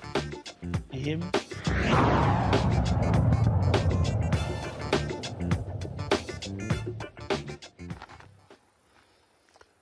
Folks, it is election day all across the country. One of the places our eyes are locked in on is the gubernatorial race there in Mississippi. They have run out of ballots at several locations in Hinds County. They are going to court to keep hours extended. Mississippi Democratic Party plans to follow suit to keep hours open in all locations in Hinds County. That is a Democratic stronghold. It is the home of Jackson, Mississippi, which is, of course, the blackest city in America. Joining us right now is Cassandra Welkin, Executive Director of the Mississippi Black Women's Table. Cassandra, glad to have you here. What have you been seeing and hearing today? Obviously, so much focus is on Hinds County, but are you seeing black turnout in the rural parts of Mississippi? Hey, thank you for having me, Roland. Yes, turnout has just been record high across the state. It's just been so amazing to see, and we've gotten a lot of calls working the election protection line and with NACP and One Voice of Mississippi, and there's been some intimidation strategies that have been implemented across the state, but people have been responding. Attorneys, pro bono attorneys, advocates, activists have been responding to really try to make sure that people have access to the ballot. But the turnout has been extremely high across the state. And you just mentioned about the judge actually just ruled that polls can stay open in Hinds County until 8 p.m. Because the lines have been wrapped around the buildings at some of the precincts. So that's good news for our precincts. And the circuit clerk is still working to get ballots at these precincts. You talk about that. And look, the reality is that you're seeing this. You have a deeply unpopular Republican governor has been caught in this mess with Brett Favre. But also, you have a Democratic candidate who actually went after black votes, did not just assume black people were going to cast ballots. He actually campaigned where black people are. Absolutely. He did. He went everywhere across the state, in rural communities. He went on HBCU campuses to talk to black voters. We are nonpartisan, but one of the things that we do, we talk about the issues that are important to black community. Healthcare is huge. Black maternal health care is huge because we have the highest black maternal mortality rate in the country, as well as infant mortality rate. We have the highest poverty rate. And so one of the things that he's been talking about is cutting the grocery tax. That's how we talk to our people, is about those issues, and that's what drives people to the polls. So he really talked to them about what was important to their kitchen tables, and those were those kinds of issues. And so from what we can tell, those kinds of messages have been reaching the people. But as I can say, advocate organizations have had radio commercials just talking to the people about those issues. And from what we can tell, that has been working. In Kentucky, Dave Wasserman, who is with Redistrict on Twitter, Mustafa Minyong and Larry. Wow, he goes, I've seen enough. Andy Beshear wins re-election in Kentucky governor's race, defeating Daniel Cameron. Yay. That's great news. Mignon, you had a reaction there. Go right ahead. I did. No self-respecting black man can be a Trump light. Okay, he just scared me. Cameron scared me, and I've been clicking. I don't know how you can watch Twitter because I'm clicking on the news on the internet, trying to see if I could catch up, hoping that Andy Bashir would be able to pull it through. I think that Cameron was dangerous. I think he was a terribly dangerous person that could be used as a ploy to help dismantle our democracy in quite nefarious ways. So I am ecstatic if that's really true. I don't know because I can't seem to use social media the way that you do. But if it's accurate, then I'm all game. The one thing I wanted to ask you, Roland, I wanted to ask you really, can we send some pizzas out to the people in Mississippi that are waiting in line? Is that legal? Because I was literally thinking, what if we just sent some food out to support these folks? Or is that not legal there? Well, Cassandra's right here. Cassandra? It is actually legal. We are actually at several precincts right now giving out chips, giving out water. As soon as I finish here, we're going to 2 precincts where we've heard that the lines are long. Pizza is amazing. And so we can make all of pizza. that. Where can I get the addresses? Because I want to send out some food. I want to reward these people for standing in the fight and fighting the long haul. And if they have kids in there, they can have some food too. I want to send something. I want to do something to make sure that these people to get them to stand out there. All right, so here's what we'll do. We'll actually connect y'all offline so Cassandra can give you their Cash app or something like that, Venmo or Zelle, so you can just send the money so they can get a handle. So we'll actually do that.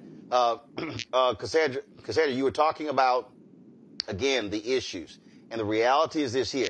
Tate Reeves saw he was in trouble. All of a sudden, he wants to focus on hospitals. Presley has been hammering him on his refusal to accept Medicaid expansion. Mississippi's health care system is nearing collapse. That has been a major issue in this campaign. It has been. We have had hospitals that have closed and are still on the brink of closing. If I'm not mistaken, maybe 37. And it's problematic. People are driving to the hospitals and the emergency rooms are no longer there. We've had women who have lost their lives going to the hospital and there's no hospital there. These are real issues, and it is a bipartisan issue. And we've had leadership who pretty much, Governor Reeves have basically said that he don't want to expand, Medicaid, but it is a bipartisan issue. Republicans and Democrats are saying this is critical and we need it. When you have the hospital associations and physician associations standing up publicly and saying, we need Medicaid expansion. It's just critical, and it makes no sense that he doesn't do it. And you're putting Black bodies on the line when you don't do it. And we also, there are some poor white people here in rural Mississippi, right, who do not have insurance and are also suffering. It's bad. And he is not doing what he needs to do, and people are tired of it. And because our family members and community members are dying. And so Brandon Presley, he's been speaking to the people about this, and this is a critical thing because it's not a Democrat or Republican issue. It's just a moral issue to make sure that your people are healthy, and that's the workforce as well, right? You can't have a workforce that's not healthy, right? And so he says, he wants a healthy Mississippi, a healthy workforce, but that also means having healthy workers, which means, making sure that workers have health insurance. Questions for Cassandra? Larry, go right ahead. I am perusing these races here. Let me give you this here. Democrats have picked up a key race in a House race in Virginia. Rosiah J.R. Henson in House District 19.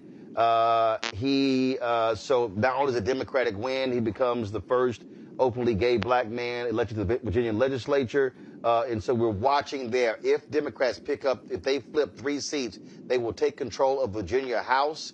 They're trying to hold on to the Senate. That will stop Republican Governor Glenn Youngkin from moving forward with a statewide abortion ban. More importantly, if Democrats take control of the House, that means that they will elect the first Black Virginia Speaker of the House in history. Larry, your question for Cassandra. Yeah, Cassandra, first of all, thank you for all your important work, and it's critically important. Let's talk a little bit about, I made the point earlier about Mississippi's Black population being over 35%. It's significant, right? And so I'm wondering if the message you could send not only to those Black Mississippians that are watching, but Black folks throughout the country, talk to them about the importance of donating to your organization and various other nonprofit organizations that are focused on getting Black folks active, registered to vote, voting, and then supporting and addressing issues like we're seeing now in terms of extending the voting hours. What do you talk about, Black folks in terms of the work you're doing and the importance of Black folks outside the state supporting the work you do? So I saw Melanie Campbell on earlier, right? And we're an affiliate of the Black Women's Roundtable. And one of the things that we say collectively is that we work to shift power at the voting booth and at the policy table. That is critical and important. Policies, is the work of our democracy, but voting is the heart of our democracy. And so we speak directly to advancing women's economic security, and we cannot do that without the vote. And so we work every day to make sure that women are educated and their voices are heard and have the right tools so that they can be at the policy table and be a part of the implementation and be a part of the formation of those policies around childcare, around, pushing to make sure that TANF gets to the poorest of the poorest, right, and not to the rich of the rich like a Brett Favre or like, other people who are caught up in that scandal. We talk about, moms that are 8 out of 10 Black women in the state of Mississippi are heads of households. And so that's the work that we do, is to equip them to be leaders in their communities. So people can go to our website, msbwr.org, and they can make donations to help us continue to make sure that women, Black women and girls' voices are centered in this policy debate, and that we are growing a leadership pipeline for the long-term work, right?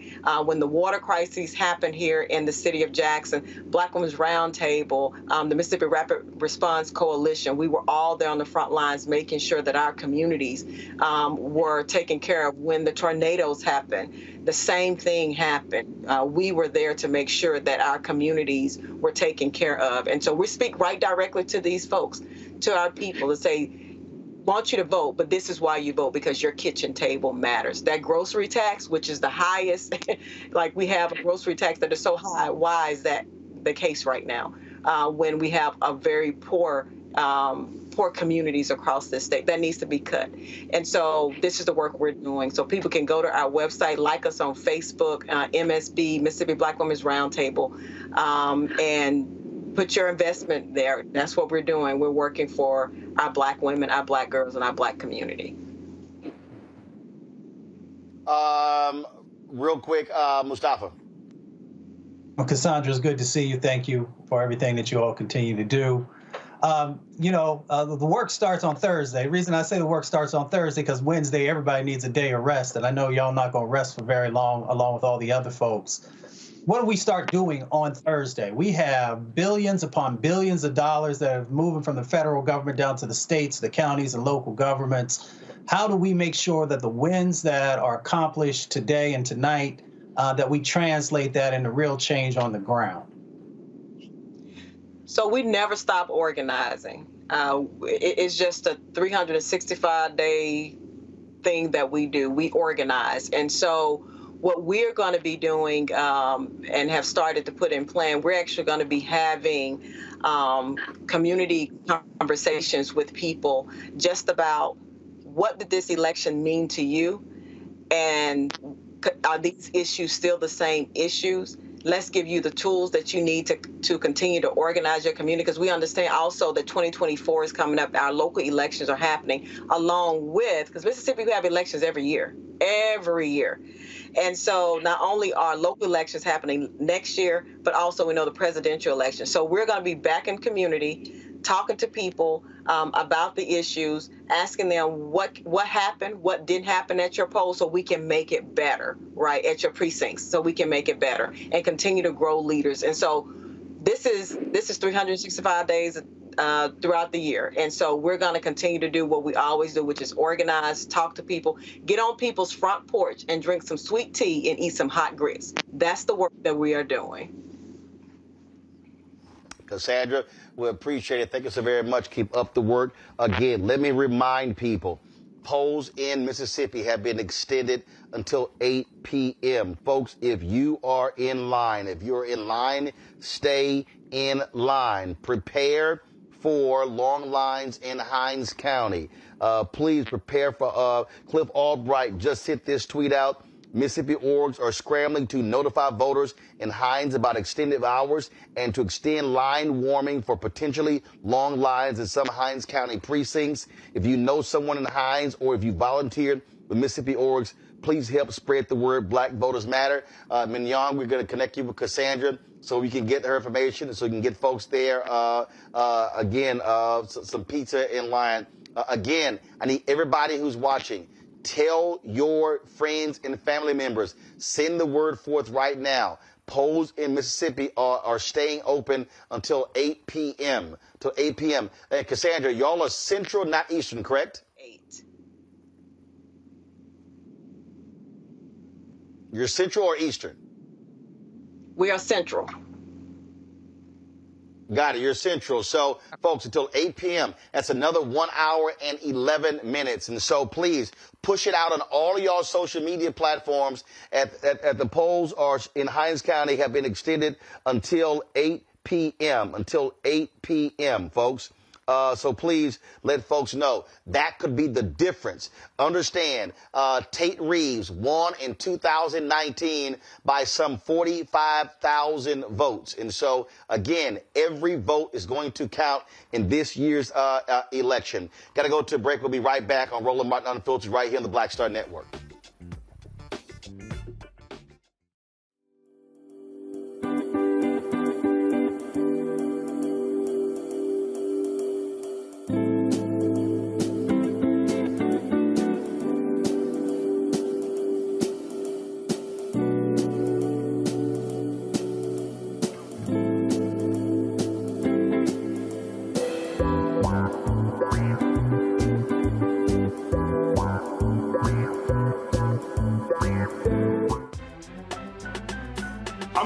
Muhammad, live from LA.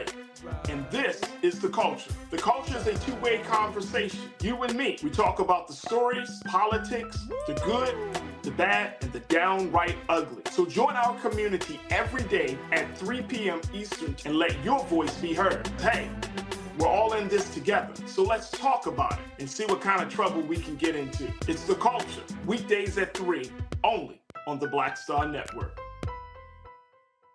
When you talk about blackness and what happens in black culture, we're about covering these things that matter to us, speaking to our issues and concerns. This is a genuine people-powered movement. There's a lot of stuff that we're not getting. You get it, and you spread the word. We wish to plead our own cause.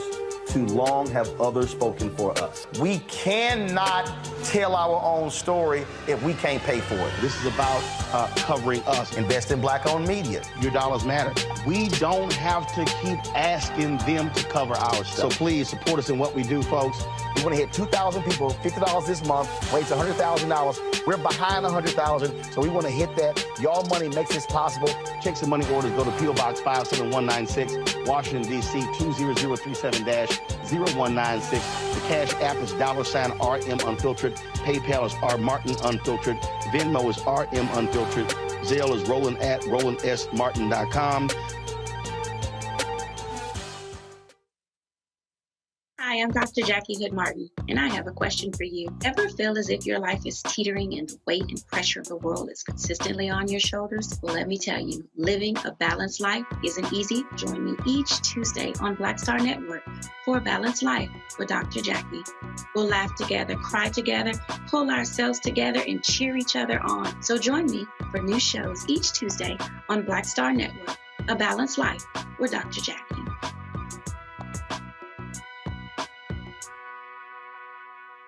Hey, what's up, y'all? I'm Devon Frank. I'm Dr. Robin B., pharmacist and fitness coach, and you're watching Roland Martin Unfiltered.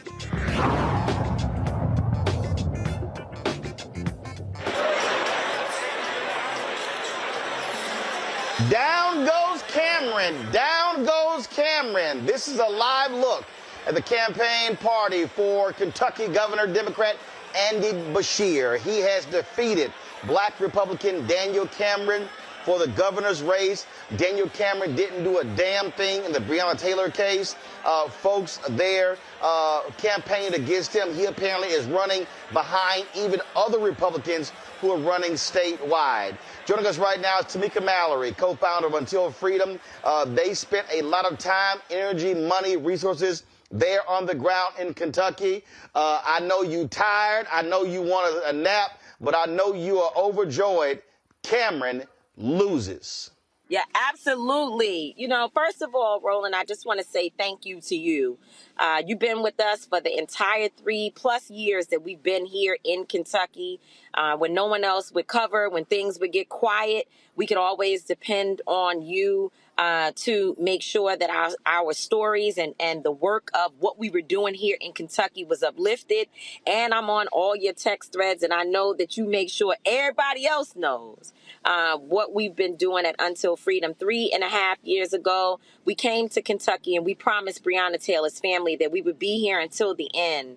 And for us, the end wasn't just the protest movement. And then once there was no indictment, by the state of Kentucky, we could have gone home, but we stayed to ensure that there were federal indictments. And now we're in federal court, which you and I talked about last week on your show. And so that is an ongoing process. But tonight was very important for us because we understand that protests and politics must be aligned. And in this situation, we knew that what Daniel Cameron did to Breonna Taylor was wrong. We knew that we had to stand up and make sure that other Black folks in the state of Kentucky would not believe that just because he's a Black man, he's in a fraternity, his mother is in a sorority. We wanted to make sure that they did not believe that we could drop the ball or believe somehow that Daniel Cameron was a viable candidate for governor of this state. He did wrong by Breonna Taylor, but he also disrespected and violated the rights of all the citizens of Kentucky, and particularly those jurors who had every single right to make a decision about the fate of the officers for killing Breonna Taylor specifically. So we did not want him to be governor. He does not deserve to be promoted, and he needed to be washed up. We need to make sure he didn't get beat just by a small margin, but that he was beat at large numbers so that we could make or signal to him and every other Black person, particularly who would dare to disrespect our community and to disrespect Black women, that we as the people will not be defeated, that when we rise up and when we organize, we can win. And I think going forward, what we have been able to do here in Kentucky is a model that has to be all across this nation, that we cannot just get in the streets and put boots on the ground, which is important, but we must go to the polls and use our voting power to make the final point and finish the job. You said something that's critically important. I talk about all the time. And I've heard others say, if you're out there protesting and then you're not engaged in the election, all you're doing is taking a walk, shouting and yelling. You cannot say we need to change policies if you don't change the policy makers. And look, the work that y'all did, it wasn't about, hey, go Andy Beshear. What it was about was, here is a evil man supported by Donald Trump who sold Black people out, who did nothing, who lied to the grand jury, and who need to be penalized and not rewarded for not doing his job as the Attorney General of Kentucky. Absolutely. He needed to be penalized. We had to put him in his place and let him know that the power of the people matters. And I think he felt that folks would be unengaged or disengaged, that people wouldn't be paying attention. But as organizers, and, some people feel like Until Freedom is some new thing that just popped up. But I personally and my colleagues, we have a combined number of years in this work. But I personally have 30 years in this game. And I know know how it works. I know that once you protest, the next thing is you got to get to registering voters. You need to address the social concerns of any community, even while protesting. Because even when we moved to Kentucky for 4 months in the middle of a pandemic to be a part of the protest community, we fed people 4,000 meals, 4,000 boxes, of groceries were giving out and distributed all across communities, impoverished communities within the Kentucky area, and specifically Louisville, Kentucky. We also made sure that we held conferences, we held events, we held parties. We did everything necessary to make sure that the community came together. And those networks worked in this election because those same people who never met one another before, but because of Breonna Taylor, because of the work happening on the ground, because of the work of Until Freedom, they came together, they became family, and they stayed together throughout this election. So again, when we look at, and I even have to say with the Democratic Party, there is a disrespect that happens to organizers where people feel they don't necessarily need us, or they don't need to invest in us financially. They don't need to make sure that we have the resources we need to do our work. But hopefully after tonight, people will know, because by the way, the Democratic Party did not weigh in heavy here in Kentucky. I've been here since Labor Day weekend, and I can tell you that there were holes, many holes, and it's always that way. You know that Black organizers and other communities always fill in the holes, but there were serious craters left unaddressed in the state of Kentucky, and we crisscrossed this state. We went to where Black people are. We opened an office here. We raised our own money. We didn't get a dime from the Democratic Party to do anything in this election, but we did it because it was right. We worked with our resources and the people who support us. And hopefully, as we move towards 2024, the Democrats will understand, not in the presidential, not just presidential level, but all throughout this country, that without organizers and people with boots on the ground, you are in trouble in terms of being able to win contentious races. Mustafa.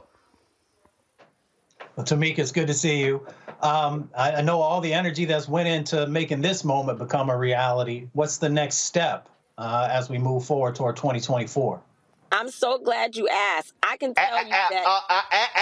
Hold up, Tamika, after you get some rest. Well, I was going to say that I want to go home and go to sleep. My mail is piling up. My family members miss me. You know, my mom, she's just 3 years after having a stroke and needs she keeps saying, come on by when you get a chance. So I really need to return home and take care of my family. And Roland, I promise you, I said I'm leaving Kentucky and I'm going to take a break. Then we went out to register voters, and we found out that 1 in 3 Black men in the state of Kentucky have a felony conviction and cannot vote. Andy Bashir, he, what is it called, y'all? The word about, he restored. There you go. He restored. The whole team is here rolling. They're on the other side of the camera. But he restored the voting rights of over 200,000 formerly or convicted felons, or people with felony convictions. Let me make sure I say that right. He restored their voting rights, and so many of them have gone to the polls in this election. However, in the last numbers, we know that only about 60,000 registered, and only 10,000 of those individuals have gone to the polls. So we did some work and really were specifically focused with my son and attorney Angelo Pinto, on focusing in on that community, along with local organizers who specifically do work around formerly incarcerated folks. However, there are still many more. As we were out registering people, too many Black men said, I can't vote. So as soon as I thought I was going home to rest, I realized that we've got to work with Representative Keturah Haran and others who are committed to restoring the rights, the voting rights of people who have felony convictions here in the state. And so, you know, even the office that we were going to close down today, there was conversations about whether or not it needs to stay open to be a hub for expungement work that will be led by our brothers at Until Freedom. Mignon. So thank you again for all of the work that you're doing out there. I know you must be exhausted, but ecstatic because it's lovely to see the other side and the fruits of your labor. And the question that I have for you is those of us that are, well, I'm not viewing, but those that are at home viewing and watching this right now, what are some ways that they can actually become involved in your work that to help lift, lighten the load that you're doing there in Kentucky and in other places, but specifically in Kentucky, because it sounds like there's still a bit of an uphill climb over there. As soon as you turn over one rock, you find something else underneath there. So what can the general public do to support you? Absolutely. And so the one conversation I never like to have, but I'm always being told by Roland and others, and of course, Linda Sarsour, who's here with me, is making sure that I save money. I hate to say, that's like the one thing that if I had all the money in the world, I'd fund my own movements and I would never ask for a dime. But I can tell you that our work it's impossible for us to do what we do without money. We've been flying back and forth to Kentucky for 3.5 years, but specifically since Labor Day, in and out of town, it's very expensive. If you bought a plane ticket in the last 2 months, you know that it is outrageous. And we've been back and forth here maybe 10 times over 2 months to be in town. Death threats against my life. Even yesterday, the FBI called me saying, hey, we just want to let you know that there's more chatter out there. There have been more calls into the city with death threats on my life, and therefore security. Security is one of the most expensive bills that we have.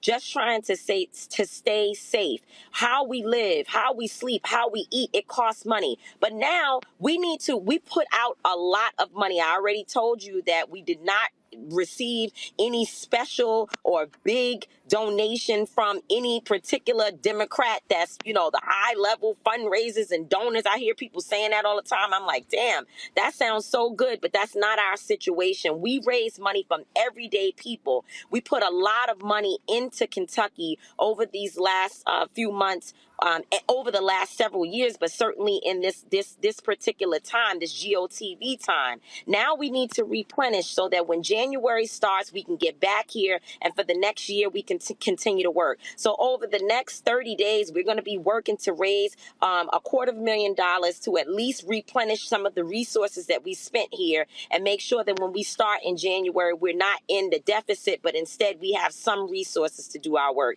You can go to untilfreedom.com. It's the best way to give. It's untilfreedom.com. It's through our Act Blue. It's safe and it's secure. But if you don't want to do that, you can go to Until Freedom on Cash App and Venmo. Now, by the way, you have to be sure that you are putting in just Until Freedom, because there are people, imposters, who are using my picture. They're using the Until Freedom logo. They got 2 U's, 2 L's, different ways that they have been able to redirect resources to them and not us. So untilfreedom.com is the easiest, best, most secure way to get us your donation. And by the way, $5, $10, $15, all of it counts. There is a woman who has been sending $50 a week to us at Until Freedom for the last 2 years. And we appreciate it. When her check didn't come 2 times, I was worried, because we need that donation. $50 feeds someone, $50 pays the cell phone bills, $50 pays the credit card bills. So please,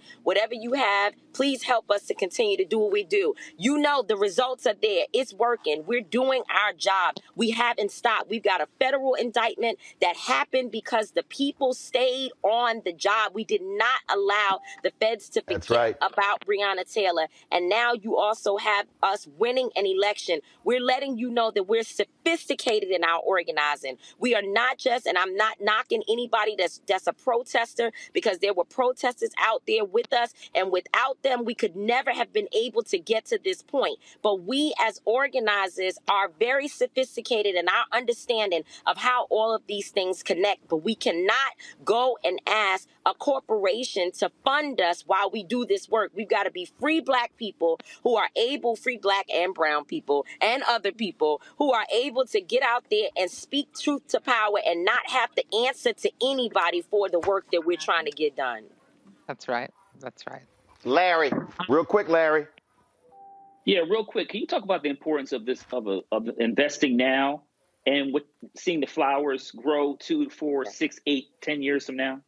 Absolutely. I mean, first of all, we've stopped something that we saw coming. We knew that Daniel Cameron wasn't just going to be the governor of Kentucky. What Daniel Cameron is trying to usher in is really adjacent to what we see happening in Florida, where Ron DeSantis is governor. I mean, by the way, yes, we talked about his issues with Breonna Taylor and the obstruction to justice in that case, but his 12-point plan, getting rid of civilian complaint review boards where folks would not have a remedy for filing complaints against police. He wanted to give the death penalty to drug dealers. I mean, this man, he's the cousin of Ron DeSantis. He is a Trump endorsed candidate, or he was a Trump endorsed candidate. This man is out of his mind, as far as we're concerned, to be a black person who would have the type of policies that would only challenge us. When you start talking about drug dealers,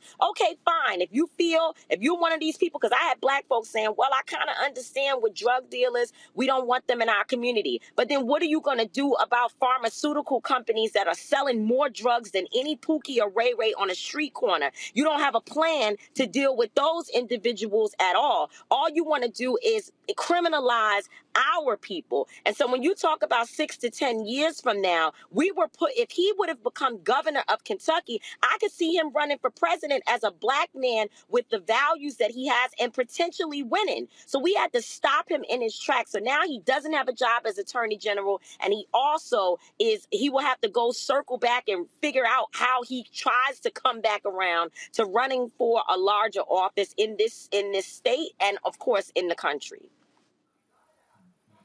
Folks, a few months ago, this was said by Daniel Cameron. That made this win a reality. And of course, a big thank you to President Donald J. Trump for his support and his endorsement of this campaign. Let me just say, the Trump culture of winning is alive and well in Kentucky. Well, the Trump culture of taking that L is alive and well tonight. Congratulations to Mika Mallory, Linda Sarsour, my son, the whole Until Freedom team. Y'all did a fantastic job. And Daniel Cameron, take your punk ass home. That's it. Love to you all. Thank you so much. Peace. Y'all take care. Peace out. This right here, to close this out, Mignon, Mustafa, and Larry, you heard Tamika say it, and it's critically important. You can't just bitch and moan, yell and scream, tweet, post on TikTok, Snapchat, Instagram, Twitter. You can't do all of those different things. You must be fully engaged in this process. And I'm going to do final comments. Here's the thing that's most important. This is called the fruits of the labor.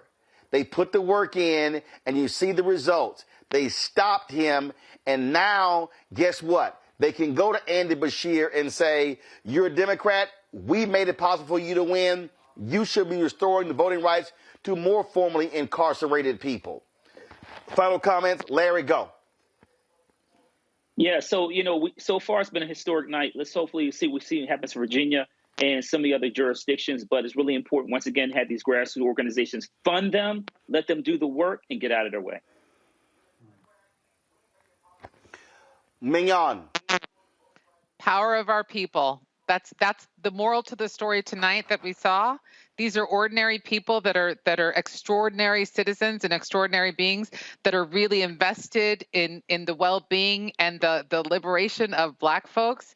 And they have proven to us the type of power that we really have, especially to Tamika just in the last segment. They have proven to us, illustrated to us, demonstrated to us that we have the power to affect the change that we want to. We just got to get in the game. And it's just like what Barack Obama used to say, don't boo, vote. We got to vote. Mustafa. Grab your power, use your power, and build upon your power. It's that simple. If we do that, we can make change happen in our community. Folks, we are, again, polling in Mississippi, extending until 8 p.m. 48 more minutes. If you're in line, stay in line in Hinds County. It's been extended again in Hinds County, okay? There are long lines there, and so please, look, Tate Reeves can go down in Mississippi. Our votes can be the difference. Real quick, in Virginia, Schuler Van Valkenburg defeats Saban Donavant in Senate District 16. The current makeup of the Senate, 13 Republicans, 12 Democrats, 15 undecided. It looks like the Democrats may very well hold the Virginia Senate. They have a slight margin right now in the House. When we come on live tomorrow, you could have Democrats controlling both chambers of the Virginia legislature, stopping the agenda of Republican Glenn Youngkin and guaranteeing the first black Speaker of the House in Don Scott in Virginia. Folks, tomorrow on Roland Martin Unfiltered, we're going to have all of the election results. Mississippi, Kentucky, Pennsylvania, Houston mayoral race, all different results. We're going to break it all down for you in the way we do it, focusing on what interests us as African Americans. And so it's critically important for you to support black media. First and foremost, Larry, thank you. Mignon, thank you. Mustafa, thank you. Again, folks, nobody else is doing this. I'm telling you right now, Ebony, Essence, Black Enterprise, Griot, Blavity, all these other folks, all these other black-owned media companies, Urban One, Radio One,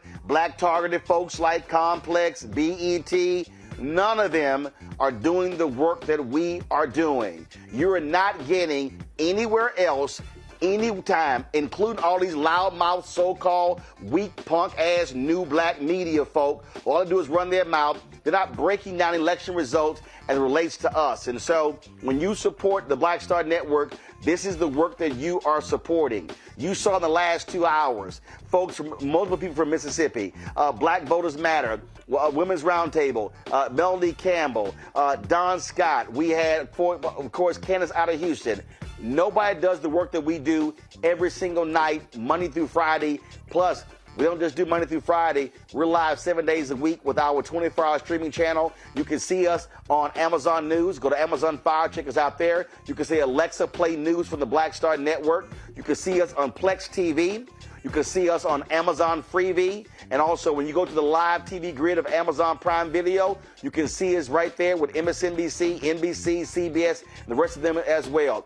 Please join our Bring the Fuck fan club. Your dollars are critically important. Our goal is to get 20,000 of our fans contributing on average $50 each a year. That's $4.19 a month, 13 cents a day. You heard Tamika say they can't do the work without the resources. We can't do it either. We are about $290,000 behind where we need to be to close out the year. Send your check and money order, P.O. Box 57196, Washington, D.C., 20037-0196.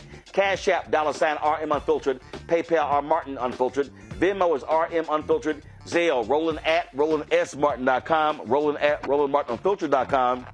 And be sure to get a copy of my book, White Fear, How the Browning of America is Making White Folks Lose Their Minds, available at bookstores nationwide, Amazon, Barnes & Noble. You can also get the audio version on Audible. Folks, I will see you tomorrow. I'm here in Dallas. I'll be back in our studios in Washington, D.C. I'll see you tomorrow right here on Roland Martin Unfiltered, the Black Star Network.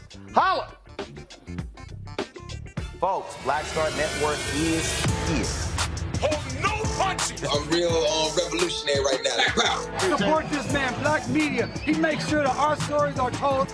Thank you for being the voice of Black America, Roland. Stay black. I love y'all. All momentum we have now, we have to keep this going. The video looks phenomenal. See, this difference between Black Star Network and black-owned media and something like CNN. You can't be black-owned media and be scared. It's time to be smart. Bring your eyeballs home.